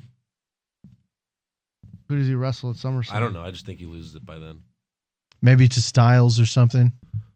I mean, it'd be nice if Styles would beat him, like, at Money the. Well, no. He's not fighting, that's another before SummerSlam. It's another reason why he had to win the belt so that another face could be the one that takes it off him. You couldn't for Andrew. You can't have two faces wrestle each other. You'll know that's how. Not what I've said, dummy. I said two heels. Oh, okay. You'll know how long he'll have the title based on who wins the Money in the Bank briefcase. I think you'll have a better idea if a heel wins it, then Jinder's probably going to keep it into SummerSlam and may lose it. If a babyface wins it, I think Jinder will hold it through SummerSlam and eventually it'll get cashed in before the end of the winter. And I think also if TV ratings plummet, I think then they could change it. Oh, stop! Pretty fast. Well, we'll get to that later. All right. We get another SmackDown ratings have been going up, though. You stole what I was going to say, Alex. SmackDown ratings have been going up, actually. Slightly. Up is up, buddy. Up is up. It's always up after the one right after the pay-per-view. No, they've been up. They've 2 been weeks up in a row. They've been up for the last month. Mm-hmm. So. Going up. Okay. It's really not as and Raws have been awful. Yeah, the Raw ratings. The Raw is also on Monday and SmackDown's also on Tuesday, and there's nothing else on TV. Yeah. So we get another Lana is coming soon promo. Again, they're going to keep doing this just to keep giving us blue balls. Well, she is definitely the new Emelina. Yes. Right? For sure. Of course. Yeah. Next up, we have Jey Uso versus Tyler Breeze. The bell rings. Fandango shoots Jay in the back of the head with his squirt gun, which distracts Jay, and Tyler gets the fruit roll-up win. Then we go to Jimmy Uso versus Fandango. Jay chases Tyler Breeze around the ring, which distracts Jimmy to allow Fandango to get the fruit roll-up win as well. After the match, Breezango challenged the Usos for a rematch at the tag titles. The Usos then tell the ref, all right, let's do it right now. The ref then gets on some headphones like they're challenging a touchdown or something. The ref then tells the ring announcer that, okay, yeah, the match will happen. So I guess Shane approved it via headset. However, the Usos once again retain their titles, to which at this point, I don't know what did only like 10 guys make it to the building or something? I think so. Because you had all the women in the tag match and the 2 women on the outside. You had 3 matches out of 4 guys. Yeah. Jinder didn't wrestle, but showed up at the top of the show and at the end of the show, and you wasted a whole opening segment with the guys that wrestled at the end of the show. Like, that was it. That's all. And Breezango got such a good reaction out of a Chicago crowd that was, again, like we said, ticket sales didn't do well. They got a good reaction, so to have the rematch, I mean, again, to have a rematch right after you lost fair and square, it would have been a great time to have them win it. That's for what at least I thought. Maybe a couple of weeks, unless the New Day are coming back next Tuesday. Yeah, Yeah. I'm confused on why they didn't strike win when the iron's hot. Yeah, but they don't do that. This didn't really make much sense to me. I guess it didn't make much sense to y'all either. They're just the goofy guys. But what else are you going to do? Put the belts on them. Why not? Because it's the same reason I didn't want to put belts on Goldust and R-Truth. I wanted that. What for? They're way more they're hilarious than Goldust. But again, they're a comedy act. That's all that that's all that I look at. That's all that matters to me. So was Santino Marella, but he was the champion. Of what? The IC champion, the US champion. When he was the Intercontinental champion, he was a serious deal. He won it in the first night of the company. The US champion, he was a goofball. Yeah, but the US champion meant nothing. Well, the tag team titles mean something? No, they don't. They really don't right now. I mean, I actually think they do. I mean, you restarted a title just with tournaments and all this stuff. I think they need to continue to mean something and need to be on legitimate tag teams. All the foreign tag teams are just thug versions of themselves, which is stupid and boring. The Shining Stars, now the Colognes. The Usos are now Sheamus and Cesaro, but they're basically Crime Time. Like they're all dressed as Crime Time. So there's really no originality there. And I still don't know what Day One-ish means. No one does. It's fine. So then we go backstage. Every woman superstar is pleading their case to Shane about getting a title shot against Naomi. So Shane makes another Fatal 5-Way match. But this is a Fatal 5-Way elimination match for next week with the winner becoming which is what all Fatal contender. Whatever ways should be. They should all be elimination matches. I totally 100% agree. That's what also made the Universal Fatal 4-Way elimination. That was an elimination match. That was great. So then, main event, we had Styles and Nakamura versus Owens and Ziggler. It was definitely nice to see Owens and Nakamura fight each other. That was very good. This was the only really match I enjoyed on SmackDown. And it ended with Nakamura getting the win on Owens after hitting the Kinshasa. And after the match, Shinsuke and AJ celebrate in the ring and then look up at the Money in the Bank briefcase. Credits. They like it when you point. Yep. Or just stare up, look at it. Interesting. Yeah. Like one of those two could win. Oh, yeah, you think, Josh? Maybe? Because they're in the match. Yeah, we'll get to that later. Until then, let's give some awards for these shows, if we want to call them that.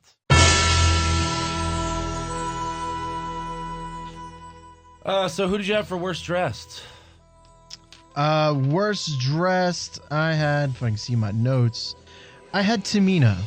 I don't understand her look or her gimmick.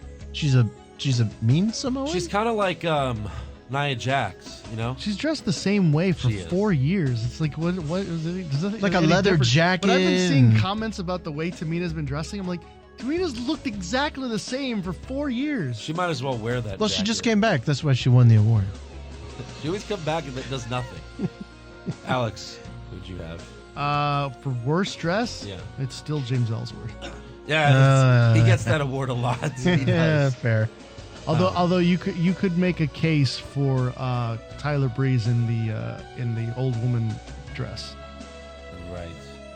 Well, that was. Did he do that for the? He did that. For Oh no, you're thinking Backlash. right? He did it on. When he he did do it. When he flashed Backlash. them, and the Usos actually reacted as that if was on Backlash. as Oh, if so it's got to an be old one of lady these two shows. flashed them. Yeah. I just said them earlier. The Usos dressed like Crime Time. Best dressed. Best dressed, I had Fandango. I love that gimmick. I think he's But hilarious. he's not. He wasn't dressed. He's as got the anything little different. cop uniform on. It's Okay. so cool. So He's your so- best dress is a stripper cop. Okay. That makes a lot of sense, He's, Alex. he's awesome. I'm gonna have to go with Charlotte. Her robes are just been awesome. Every time she gets a new robe, they're awesome. I like the one that she's got now, the nice one going. I had Sasha Banks because she showed up with some new attire, like kind of like white trunks. Yeah. And I like Sasha. Worst acting? Worst acting, I had Alicia Fox. What did she? Oh yeah, the backstage segment. Yeah, she's always there. I just don't. Well, I guess It's like and more Nora over and the Dar. Those guys are both horrible. Those guys. Alex. Let's go with the Brian Kendrick. Yeah, that's mine. I'll agree with you there. Yeah, that was ridiculous. Best acting? Best acting, Kevin Owens. Right. I love his promos and everything he does. Kevin Owens is great. Alexa Bliss, always. She'll win this award every week from me. Yeah, she's good too. Yeah, she won it last week for me. She's getting better and better every week. She's And she knows how to control the crowd. She's the best. She's one of the top 3 superstars in the company, men or women. Charlotte gets lost sometimes when the crowd yells at her. Like when the crowd does the what chant, Charlotte will get lost, but Alexa fucking takes it from them. And yeah. Charlotte is really good at getting real heat though. Of women, like I don't know if there's anybody as good at getting, but Alexa's facials and Alexa's word choice, Alexa's a better promo if you're talking about the quality of the word choice. Charlotte's better at just naturally garnering heat from the crowd and saying just the right thing that'll get people to boo. Yeah. I had Bray Wyatt because he cut a good promo at the beginning. No. It was bad? I don't like Bray Wyatt anymore. Why? Because I think they're all the promos are the same. They sound exactly the same every week. You might as well whip the Undertaker and say rest in peace at the end of it. What's different than Jinder Mahal's you hate me because I'm from India and stuff? I'm not, I thought this was at least a little different because he was talking about everyone else. Like how He they have no incorporated chance something against new. Lesnar. Stand up. I don't know. Yeah. Ever since House of Horrors, I've been Look, down on it. That's fair. That we blame that on we don't blame that on Bray Wyatt. That's not creative. I do. Worst comments? Worst comment definitely has to be the Rudy of SmackDown. That's what I had. Yeah, you're the Rudy of SmackDown, Yes. and I'm the garbage that you beat, Alex. he didn't say that. Yeah. Can't defend that one. Worst line. I'm gonna have to go with Kurt Angle saying Finn Balor. Finn Balor. I don't know, but I'm excited about Finn Balor. I can't wait. Best comments? Another SmackDown one, the Eric Cartman of SmackDown. For sure, that was great. That was great. I don't have another one, so I'm gonna have to agree with you guys on that. Oh, sweep it! That's Sweep awesome. it. Worst match? Worst match, the women's match on SmackDown. I thought that was pretty rough.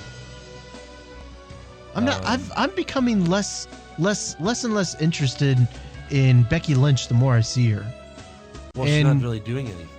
And that and her hairstyles and everything. None of them on SmackDown are really doing anything. But when the title's not even being like they're not even. Yeah, they're not defending the title either. But like when she first came up from NXT, I thought she was like hot as shit. I mean, not in both terms. Like she was honestly very attractive, and I thought she was like a really great wrestler. But now I've become bored with her. Right. The more I see her, I don't know. Yeah, you're sexist. You're so sexist. Misogynistic. I actually had women's match as well, but I had Sasha and Elisa just because the third time, 3 weeks in a row, and Sasha deserves to be in an actual feud, not just like we are not using you for anything, so you could be on 205 Live. Yeah. Let's go with any of the fruit roll-up matches in the SmackDown. Oh, that's a lot of fruit roll-ups. Super Slow-Mo. I actually had the women's tag team match for the Super Slow-Mo match, so. Super Slow-Mo. Wait a minute, what does Super Slow-Mo match mean? It can mean a lot of things. Like, Ryback used to win it every week, because he's Ryback. And then, like, if Big Show would have a match, like, you know, or just, like, yeah, usually just, like, it either just bores you to death, or it's just literally just, the match is taking forever. Obviously, that you could double down on that. Okay. So. The slow-mo match I had was I just passed over it. Where was Kalisto and Apollo Crews. That was it did nothing for me. You should call this the DVR fast forward match. That's a good true. one. Oh, yeah. That's a good one. Yeah. Unfortunately, I can't DVR that, but yeah, that's a good point. I'll go with the SmackDown. Okay. And that was the only one that I really enjoy Becky Lynch, and I think they're not using her well. I agree. Same here, of course. Now, Natalya and Tamina, on the other hand, I could care less. There needs to be one women's title, first of all. So my idea, I know we're not doing a preview show, is that they make it an intra-promotional, because apparently there's a plan out there that Ryan Satin had this, that they're going to do for the first time ever a women's Money in the Bank ladder match. Right. I heard about that too. And if they do that, I think it should be intra-promotional. And I would Of course. And I would love to see Alexa come out and say, hey, you know what? I've won, because let's say she retains at Extreme Rules. I want to be the first person. I want to be the first person to hold them both, so I'm going to enter the SmackDown. You almost have to if you want it to be a good match, because on SmackDown, you only really have Charlotte and Becky that could pull that match off to where it's good. Right. Because Natalya, Tamina, Carmella maybe kind of. But yeah, you kind of need to combine, because then you could have Alexa and Sasha. Like, you need all of them. Bailey, yeah, there you go. Is she extreme enough? I don't know. What'd you have for best match? Best match I had, it was The main event for SmackDown? the main event for Raw. I really liked Wyatt and Joe Rollins. I had the main event for SmackDown. I thought both main events on both shows were pretty good. Yeah. They were decent. Let's go with the main on SmackDown. Yeah. It was Nakamura's first TV match, right? I'm all for saving. They didn't give him his intro though. No, did they give him his intro? No. Yeah, no, they didn't. We came back for commercial and they were both already in the ring. He did one at the top of the show. Yeah, that's why they didn't do it. Okay. Because it's kind of hard to do that. They'd be like Bobby Roode coming out to Glorious twice. Like, it's, you know what I mean? If only he could. Again, you can't. When it's that great, you can't just, ruin it. Keep overdoing it. I don't like him wrestling on TV, by the way.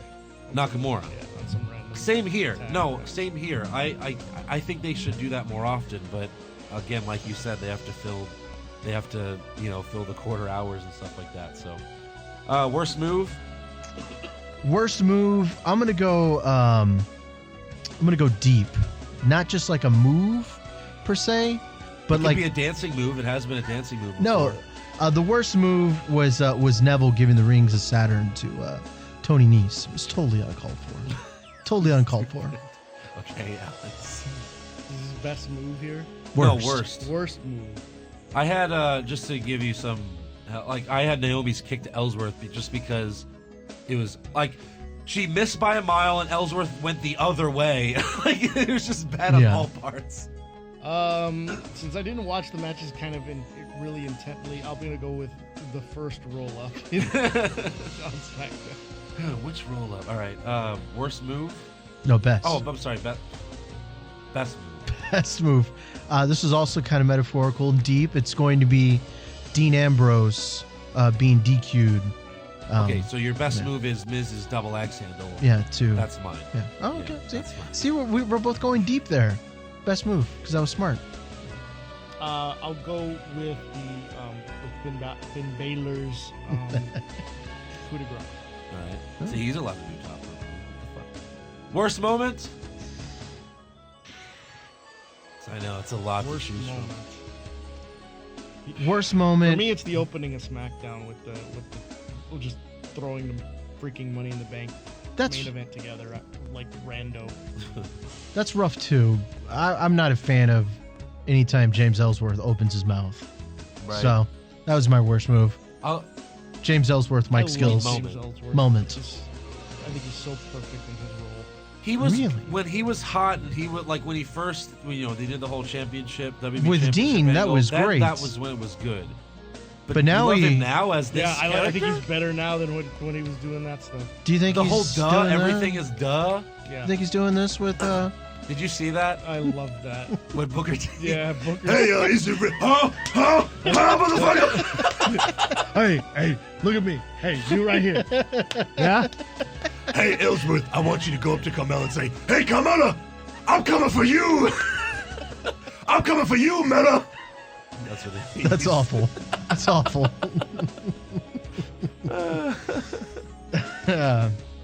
Where were we? What did I say? Yes, because I believe in managers, and I believe in having valets or managers at ringside. Oh, no doubt. And he, in a world where we don't have that anymore, and he has that, and I think he plays the role well. He's just as good as Harvey Whippleman in his role back in the day for what he does for Carmella. Okay. He gets heat for Carmella because she can't get her own. That's true. Well, that's very true there. Remember, I don't look at it from fan lenses. I look at it from a creative kind of aspect. I've transitioned the way I kind of look at things, so that's why I like him as opposed to, because I like Carmella the person and the wrestler, but she hasn't shown the ability to get elicit a response. Yeah, she kind of needs to change her voice. Her voice could be it's a little high pitched, and it's very. Carmella! It's just tough to listen to. It's just sensitive to my ears. That's the issue here. Yeah. I just had the Apollo Crews Kalisto segment. It was just and also like Josh said, Kalisto looks like Mini Shredder now, so he just looks ridiculous. Go ahead. You love Mini Shredder? No, I like Mini Shredder. It's way more interesting than him walking out there and doing the stupid lucha. Well, but he still does that. His song went from lucha to lucha. They barely changed it. It was like when Zack Ryder was like, "Hey, I got a new theme song," and it went from woo woo woo to woo woo woo. It barely changed. All right, best moments. I just got excited when Shane announced that Styles and Nakamura would tag. Even though I would much prefer to save Nakamura for pay-per-views. That was your best moment? And what else was so great? What else was... You're going to hate it, but I really, really like the Punjabi celebration. Okay. That's what I'm going to go with. Did Alexa hit Mickie James with the kendo stick? Yes. I'm going to go with that. Mickie James though. I love Alexa Bliss, but I love Mickie James more. Like historically, love Mickie James. Well, and just those she's two not in the that ring, old. No, but when she wrestled, I was still in college. Oh, and she had that great match at WrestleMania with Trish and Mickie James, except for the Botchamania ending. Well, but they could arguably, other than the Edge and Mick Foley match at that WrestleMania, they arguably had the best match of the night. Yeah. In that particular WrestleMania. And you were in college, and she was pretending to be a lesbian, so it all works. Yeah. But yeah, after Alexa, she's the second best woman on the mic. But Mickie, she never talks though. But when she first came back and she was yelling at Becky Lynch on this SmackDown a few months ago, she was like, "Why don't you get in this ring and I'll give you something to cry about?" It was just she did it very well. Oh. Yeah. Oh, yeah. So that was my What was yours? Mine was the Punjabi celebration. Right. All right, That was up there for me. I thought that was great. Very well done. Yeah, it's so colorful. And I didn't think it was things. historically. I didn't think it was culturally insensitive either. No, I don't think. No, it wasn't. Which they've done in the past. Like I thought Del Rio's, where they've had the mariachis and they've had either the piñatas in the ring and things like that. Like sometimes they over Cinco de Mayo eyes. Or Alberto Del Rio. Well, I've always wondered. It's always funny with WWE because the Shining Stars come out, and their whole gimmick is that they just want you to visit Puerto Rico. But we're supposed to hate them for that? They're just saying, come visit our beautiful country, and we're supposed to be like, fuck you! But then when the Bollywood boys were faces on NXT, they were faces, and they're doing their Punjabi dances, and they're like, hey! And they cut a promo once where they were talking about how great India was, but they were faces. So why are we supposed to hate Puerto Rico but love India? Especially since, get this, I know a lot of people on the right side of the aisle don't understand this. Puerto Rico is part of America. That's my whole thing. I'm like, why are we supposed to hate Puerto Rico? It's the cheapest Caribbean vacation you could have of all the Caribbean destinations. Right. I never thought about that. Again, like Eric Hamilton said. Because you don't need a passport to get there. Yeah. Smart. Like Eric Hamilton says, Puerto Rico, come for the beaches and stay for the beaches. Very true. Might have been Eric's greatest line ever on the show. All right, so that's all for awards. Let's get to some breaking news here. So CM Punk has been offered $1 million to wrestle again. Allegedly. Well, the guy that runs the promotion's all in on it. The problem is CM Punk is not. David Hinkles with 5 Star Wrestling says, we've been trying to contact CM Punk on and off for over a year now. We want to offer Punk $1 million to come join the tour starting June 10th. So, after they've tried and failed for a year, now he's making it public for publicity. But if it didn't happen for the last year, it's probably not. I just wonder, like, if he did accept that, like, how would it bankrupt the company? Because is it that? I think it's a bogus publicity stunt. Yeah. But I mean, what if CM Punk was like, okay, sure, I'll do it. I'll collect $1 million. Is he really going to be like, oh, fuck, shit. If we really don't have $1 million? Because it does not seem like it's that Maybe big of a hope promotion. they get more sponsors once they get CM Punk. Yeah, I'll tell you this much. Wrestling promoters don't think that far ahead. Also, The Rock hosted SNL last Saturday with 8.2 million viewers. It became SNL's highest rated episode since Justin Timberlake hosted in 2011. So that's because they've had really good ratings this year. In 6 years. This season. Well, making fun of the president every week. Well, yeah. Well, that's what they do with every. I mean, with everybody, and they've done that for years. But they've had a good cast this year, and they've had a good guest cast with Baldwin and you had Baldwin, you had Melissa Hanks McCarthy on the show as well. So Hanks is always good. Melissa McCarthy. Yeah. So that's surprising to me. But it goes to show you, for the people that were ever upset at Rock leaving the company, why he's left he's a transcendent action movie star. Yeah, for sure. In a lot of ways, and some people may disagree with this, in a lot of ways, he's reached a level that has gone beyond Arnold Schwarzenegger during his active acting career. He's the most bankable action star ever. Yeah. Ever. There's no debating that. You have an action movie, throw The Rock in it. Doesn't matter how bad it is, it will make a shit ton of money. Fast and Furious 8. Plus that earthquake movie, the San Andreas. Horrible. That movie was horrible. You know what? I saw it because The Rock was in it. That's right. It was horrible, though. My God, it was bad. Oh my! Don't even get me started. What's your on that. favorite Rock movie? Fast 7. That's probably one of the Fast and Furious movies. Just because it's so ridiculous. Like Fast 8 wasn't fun. It just was not fun. It was so dark. Fast and Furious 7 was so much. It was so ridiculous. It was so much fun. He's barely in it though. Wasn't The Rock a Scorpion King at once? He was the Scorpion King. Yeah. Mine is The Rundown. Oh, that's The a good one. Rundown's a pretty good. That's movie. a good I love one. that. Yeah, it is. He's had some good movies and mostly some stinkers. It has Christopher Walken in the movie. Right. And Stifler. Don't forget about Stifler. And Stifler. I love how nobody knows what the actor's name. It's Sean. Stifler. It's Sean William Scott. There you go. Yes. I had stupid 3 names, man. Also, Triple H revealed the name of WWE's upcoming women's tournament on Twitter. God, it's like the longest podcast ever, and of course, it's the night that my throat is fucked up. I'm starting to sound like Kane. The women's tournament will be called the Mae Young Classic, and it'll be July 13th through the 14th, and it will take place at Full Sail University, where NXT is taped. And JR is going to be calling it, right? Yes. Yeah. You better. I'm interested in this. Me too. Not only because I'm misogynistic, Again, but I think the chicks can do some pretty good moves. I wish JR would just women. move to Florida, kick Tom Phillips out of that seat, and take over NXT. Right? We good. talked about this last week. I'd love to know what you think, but there's no reason for Tom Phillips to be on NXT anymore. He's the Zero lead- reason. he's the There's lead- nobody else he's the because lead guy in they SmackDown. fire the rest of us. Right.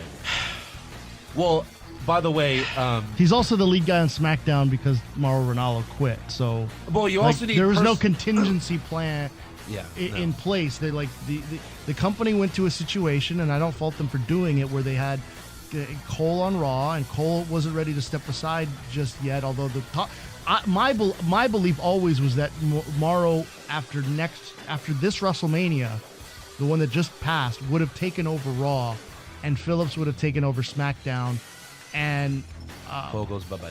and Cole would just go back Backstage. to doing what he's already doing, Yeah. except he would just be off of camera. Right. But once Ranallo couldn't do the transit, like when they went to the 4-man booth, it was because Ranallo couldn't do the transitions. It's what they call traffic in WWE commentary, and that's why Phillips was there. Because if you noticed, Ranallo would call the matches, but when they would go to the on cams, Phillips would be the one throwing it to packages or throwing it to backstage. And you just see Ronaldo Well, there. that was the only time that David Otunga would talk. Is when they all have scripted promos. to read. Yeah, It's that's like, right. I just the 4-man booth thing. I mean, like, But it was the yeah. one thing that's the most important thing for WWE announcers. But it's the one thing Ranallo either couldn't do or they didn't like the way he did Right. it. So that's why Phillips was there. So when Ranallo got left, obviously Phillips kind of was there. And Phillips had already been the voice of SmackDown. He failed at it, and then they brought Rich in, and Rich did it. Rich was doing fine, and then Rich was great. And then when Ranallo came in, they did it because SmackDown was moving to USA and was going to be live on Tuesdays, and Vince wanted a name, and Ranallo wanted to come, and that's how we all ended up getting jettisoned. Here's the problem: there was never, back in the old days of NXT, when there wasn't even no network, it was only on Hulu and aired internationally. They didn't care who the announcers were, so they would have a different announcer every week, Right. and it was developmental. Yeah. But now NXT is not, at least the product, the television product, isn't developmental. So you Percy have to. Watson is developmental. Yeah, you have to have a capable announcer that's able to do live shows because they have live specials now. yeah. Right. So the only show that's taped now is Main Event, and which is only on the WWE Network and aired overseas. So that's the only show that if anybody was learning to be a play-by-play guy, that's what they Who would. does Main Event right I think it's still Phillips that does it. And who? Probably either Graves or Who would know? Oh, or somebody my God. else. But I mean, Who knows? don't they have Main Event. don't they have plenty of guys in the pipe though? I mean, No. Vic. There's a guy named Vic Joseph who used to actually work for a CBS affiliate in Cleveland. He got hired. He's doing what I was doing, live event hosting. Maybe that Mike Rome guy who's like the clone of Tom Phillips. No, Mike Rome's a ring announcer because he doesn't know how to do anything else. He can barely do .com hits. But they have this guy Vic Joseph. He did commentary, I believe, for House of Hardcore, which is Dreamer's promotion. yeah. So I think he's training to do commentary. I'm not positive because I haven't seen any inkling that he's done anything as of yet. He hasn't been with the company very long either, so I'm thinking if it happens, it won't happen until maybe the end of the summer. That you'll see him maybe on Main Event first before they put him on NXT. Well, I just know like how much you have told me how much time you spent learning and trying to get better while you were down there. Yeah. And I just think it's poor for NXT not to continually to have like 5 or 6 guys just down there just learning just to see if they can. And they hire live event hosts and they hire people, but they've mostly been women. The last few people that they've been hiring, so they're not going to put any of these women on commentary. Why? Well, because they don't hire people that have that type of background. They hire people that have like TV anchoring backgrounds or live event hosting backgrounds, which is a completely different skill set than play-by-play. Renee Young did NXT for a little bit, right? She was on it. But she was bad? She did commentary like 2 or 3 episodes. She was bad and she hated it, Okay. from what I was told. What about Caruso? No. No? Come on. She barely watched a wrestling match in her life, and you want her to call wrestling matches? Well, I don't know. I'm asking you. Yeah. I don't Wasn't know about her Caruso the one background. that had so many problems when she first came up? No. That's Which one Tasha was? Fuentes. Oh, Fuentes is the one. Fuentes can't talk. Yeah. She can't get a line out without flubbing James Ellis. There was one. She interviewed Ambrose. Yes, and she couldn't Ambrose get the corrected sentence- everything. She couldn't get the sentence out. She was like, "Tonight you're gonna be, you're gonna be," and he's like, "I'm gonna be fighting the Miz." Like, Ambrose like, shut the fuck up. Just let me finish. I know what I'm supposed to say. yeah. Well, So there's not much. to answer your question, other than this guy Vic Joseph, I don't know. And again, I don't know if he's I would assume he's training to do commentary. Sure. But Tom Phillips doesn't. Tom Phillips is a fine announcer. He's very good at what he does. But Tom also doesn't like competition. And that's all I'll say about that. Well, yeah, that's So Tom. So he's like Brock Osweiler. Tom has kind of figured out that he can do SmackDown because they're talking to Ronaldo, and I guarantee you a phone call's been placed to Mike Goldberg. Yeah, because he's that's a free been agent rumored too. for a That's while that right. they're trying to get him. I get because they like when they hired Joey Styles, they called Mike Goldberg first, right. and Mike Goldberg said no because he was at UFC, and the reason he said no was not because he wanted to stay at UFC, because he's not really the biggest MMA fan in the world. Right. The reason he stayed at UFC is because they wanted him to basically no-show his next deal and come straight to do Raw. And he couldn't do that because he would have had to leave on a Sunday and then do Raw. Because it happened really quickly. Yeah. And that's why he said no, and he stayed at UFC, and he's done fine, and then obviously he's gone now. Yeah. So don't be surprised if they try to get either Ronaldo back and Mike Goldberg back and just keep Phillips on NXT. So, because there's a reason why Phillips got the job on SmackDown and then got demoted and had forced to move to Orlando. Right. So again, I don't know what their plans are. They change their minds every 5 minutes. I think JR being back there is just kind of buying them some time. Yeah. Right. To figure it all out, and JR. Well, again, it's like, I honestly, I would love, and this might it would probably bode better for me if he actually took over the commentators at that's WWE. everyone's dream. It's not happening. But take over, because he was the one that trained the announcers before when he got fired. Then Cole got promoted to start training the announcers. Before it was both of them, but he was in charge of. He was the vice president or whatever it was of broadcasting before Cole took over that role. So it's not out of the realm of possibility that role could not be rebestowed on him. We would embrace it. That's for damn sure. Josh, do you have any other news to talk about? I do have some news. Mattel is making some new action figures. Is this of the newsworthy? of the 205 variety? Who cares? The cruiserweights are Josh, getting action. Hold on. This podcast Hold is on. 3 hours long now. Hold on. And we're talking about action figures? Yes. All right, let's move on to rumors. No, come on. This is serious. Which 205ers do you think are the ones getting action figures? Because it's not all of them. Neville and Austin Aries. No. Neither of them? Neither. Lorenzo Neville Dorado, probably has. Tozawa, Grand Metalik. Good for them, because you know what? That's all they're getting paid is in action figure revenue. And they'll be in the bargain bin at Walmart within the first week. Exactly. All right, can we move on to rumors, please? Fine. We have to wrap the show up. Fine. I'm tired. I'm starving too. Rumors! Zack Ryder to win the Royal Rumble? Maybe! Shawn Michaels coming back to join the Bullet Club? Please, God! John Cena will finally turn heel? No chance! Undertaker will wrestle for 20 more years? Confirmed! So Brock Lesnar is expected to face Seth Rollins or Finn Balor, apparently at Extreme Rules. Not Baylor? Not Baylor, no. This says Balor.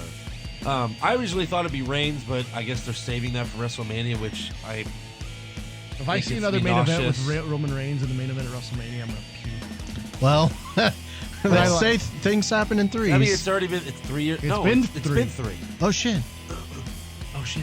31, Oh, that's right. 32. That's right. Yeah. Oh, interesting. I've been Lesnar's watching wrestling for 3 years now. High five. I'm sorry, I said Extreme Rules. I meant Great Balls of Fire, obviously. Lesnar is expected to win, then beat a returning Strowman at SummerSlam. So Strowman's going to return and just get beat? Okay, great. That's where you can have the title come off. You have Strowman, a legit monster, could beat Lesnar. That's fine. Take it, but okay. That's not what this says. Then he's going to beat Bray Wyatt and Samoa Joe at the other pay-per-views and then face Roman Reigns at WrestleMania. Let's all hope this doesn't fucking happen. Who cares? It's the Universal title. No. But it's still the main title on Raw. It means nothing. It means more than the WWE Championship right now. Why? Jinder Mahal's the WWE champion. I know, but they treat it that way. The Intercontinental. And that's exactly my point. Only Brock because Lesnar's it's on Raw. No, but Brock Lesnar has that title. Yeah, but Jinder Mahal nobody has the knows. WWE I asked people 2 weeks ago, wrestling fans. I know people I know. I said, "Hey, do you know who the Universal Champion is?" And they couldn't think about it. They didn't. That's the problem. That's Don't get the me big wrong. problem. I agree with you. I do not like. I don't want a champion that never is there. That's stupid. But that's not. You should at least be able to name who your champion is. That's the biggest problem. That they ignore the fact. Well, I don't know. But they ignore the fact that they ignore the fact that they have a champion, and not that the fact of who it is. They ignore the fact that there even is a champion on that show. They rarely even say his name. Until Extreme Rules was coming up, before they started promoting Extreme Rules, they wouldn't even mention Lesnar. They wouldn't mention. I mean, they had Dean a pay-per-view. Ambrose would say the IC title's the top title on Raw. Well, okay, I guess. And like Balor and Rollins are like, I want that title. What?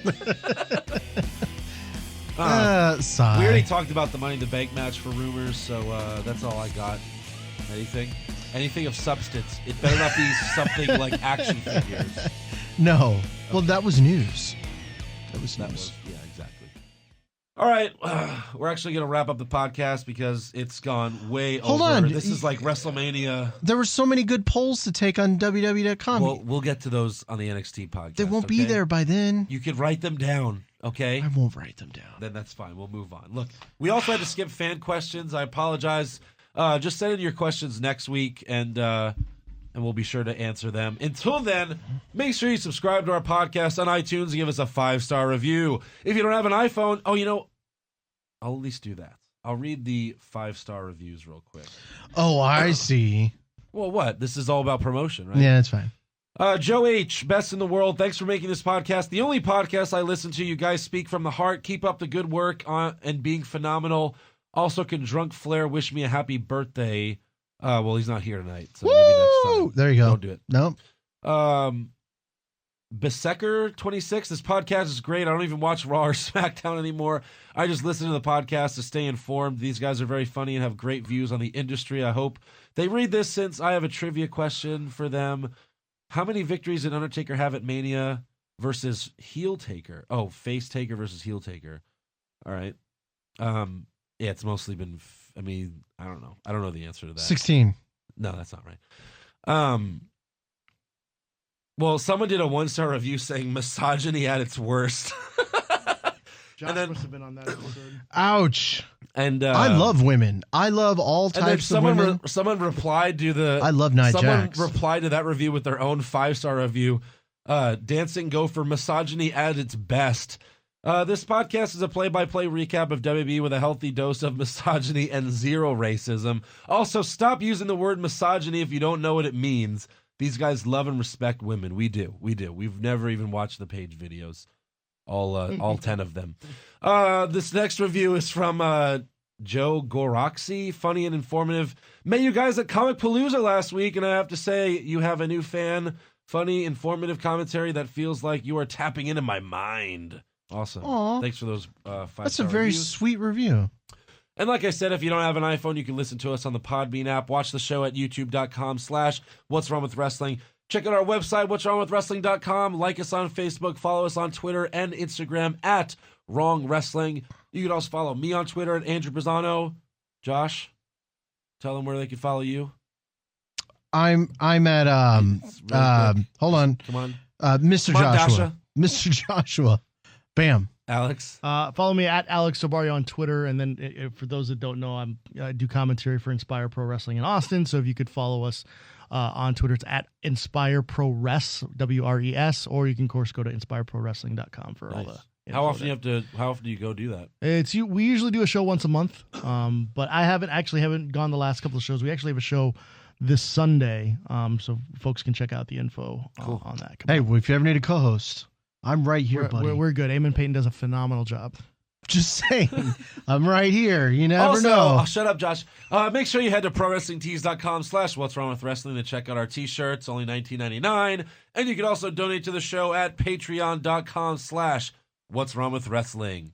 Thank you guys for sticking around for the whole podcast, and we'll see you guys next week. Peace out. That's it. Okay. It's over. It's over. It's a well-known fact that few people actually meet the government's recommended intake of fruits and vegetables, which is 6 to 8 fist-sized servings per day. So the question then becomes, how do I include all of that in my diet? Thankfully, Legion Athletics has a solution for you. Their product called Genesis is a greens supplement that's far more than just another boring blend of fruit and vegetable powders. It's a unique combination of greens, superfoods, herbs, and other nutrients that are proven to increase immunity, heart and circulatory health, energy levels, libido, mood, and more. So if you want to be healthier, feel better, train harder, and increase immunity and longevity, you're going to want to try Genesis today. So just go to legionathletics.com, drop Genesis in your cart, and use the coupon code WWE Recap, and you'll get 10% off your order, as well as free shipping and a 100% money-back guarantee. So you have no excuse to try it. Go to legionathletics.com and use the coupon code WWE Recap.